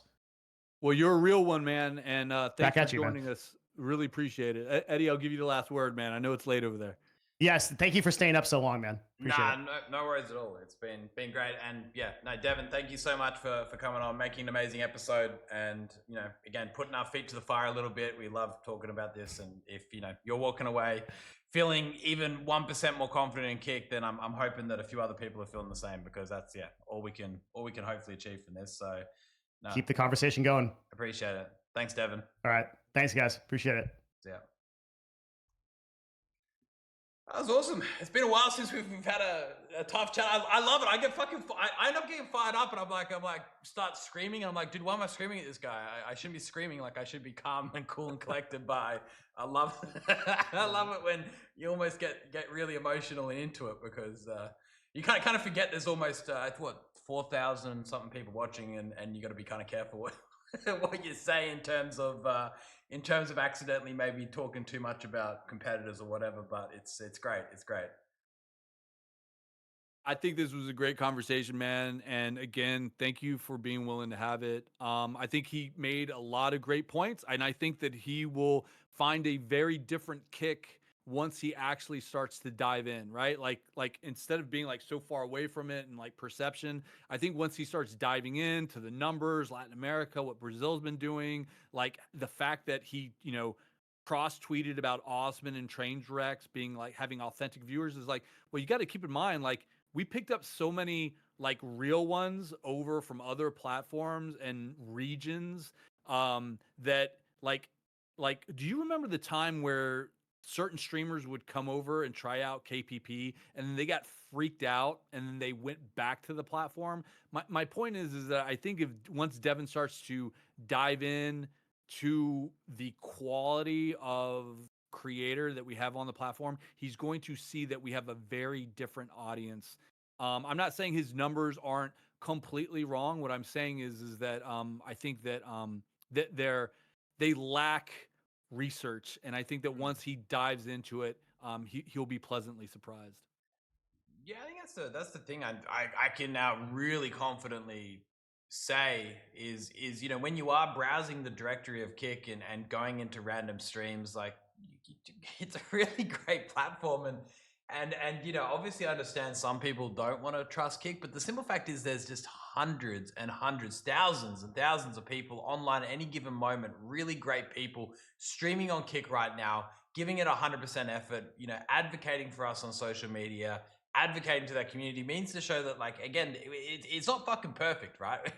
No, we're not perfect. There is, if you want to poke holes in something, you're going to find holes to poke at, right? But I think we're certainly doing something right? And I think that's what Devin even kind of mentioned, was like, hold on a second, like, things have changed a little bit, and they are attracting the right hearts and minds of people, which is incredible. And I think we're so fortunate to be in the situation that we are right now, with such support from so many creators and viewers alike. It's amazing. It really is. Oh yeah, man. Well, listen, I'm gonna wrap it up, let it go. We've given chat a banger. I think we're 3 hours now, so I know it's late over there, so Oh, geez, thanks for doing this. Yes, 3 hours. Fuck. Yeah, geez, I didn't realize it's been a while since we've had a Kick Talk go for 3 hours, huh? Yeah. Yeah. But we gave it its breath, man. We let it cook, man. Yeah. No, it's awesome. All right, I tell you what, we got to find someone quickly to host. We would host Devin, but he's on the wrong platform. It's wild that he streamed this to Twitch and he's not. I was like, when's this dude gonna get banned? I think Kick Clips is up.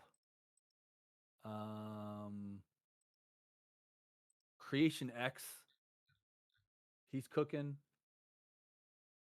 Captain Cabinets.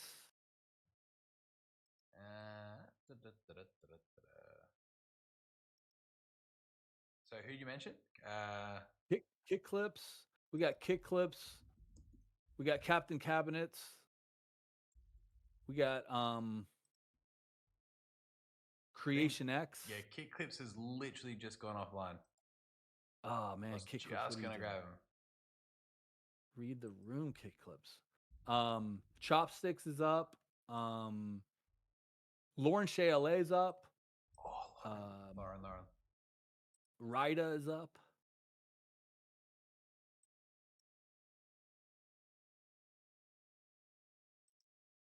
Wow, I just realized I'm not following Lauren.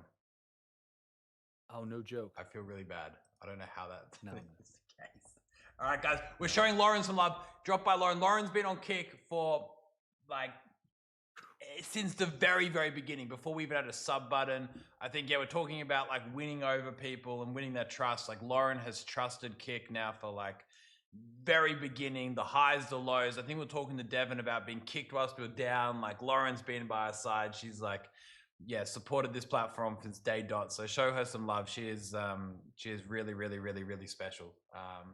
She a I real think one. Lauren's also been on Kick Talk, I think two times, right? Yeah, we've had Lauren on twice. Got to do it again as well. Show Lauren some love. She's amazing, guys. And thank you so much for tuning in. It's been incredible. Andrew, thank you for putting this together. Another shout out to Devin Nash for coming on. One last thing I wanted to mention as well, Andrew, you might not know this, but you remember that very original tweet that Trainwrecks put out about like Kick that blew everything up.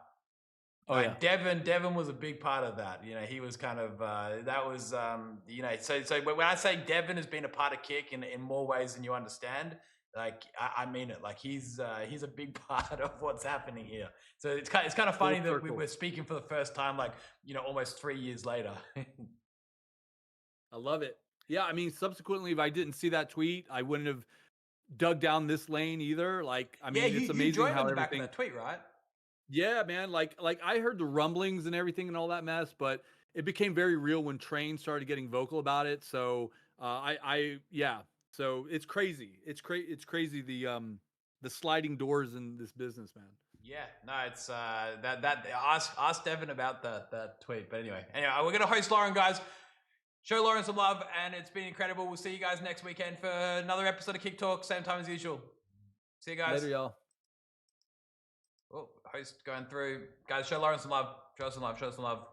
See you next week. Bye, bye, bye, bye.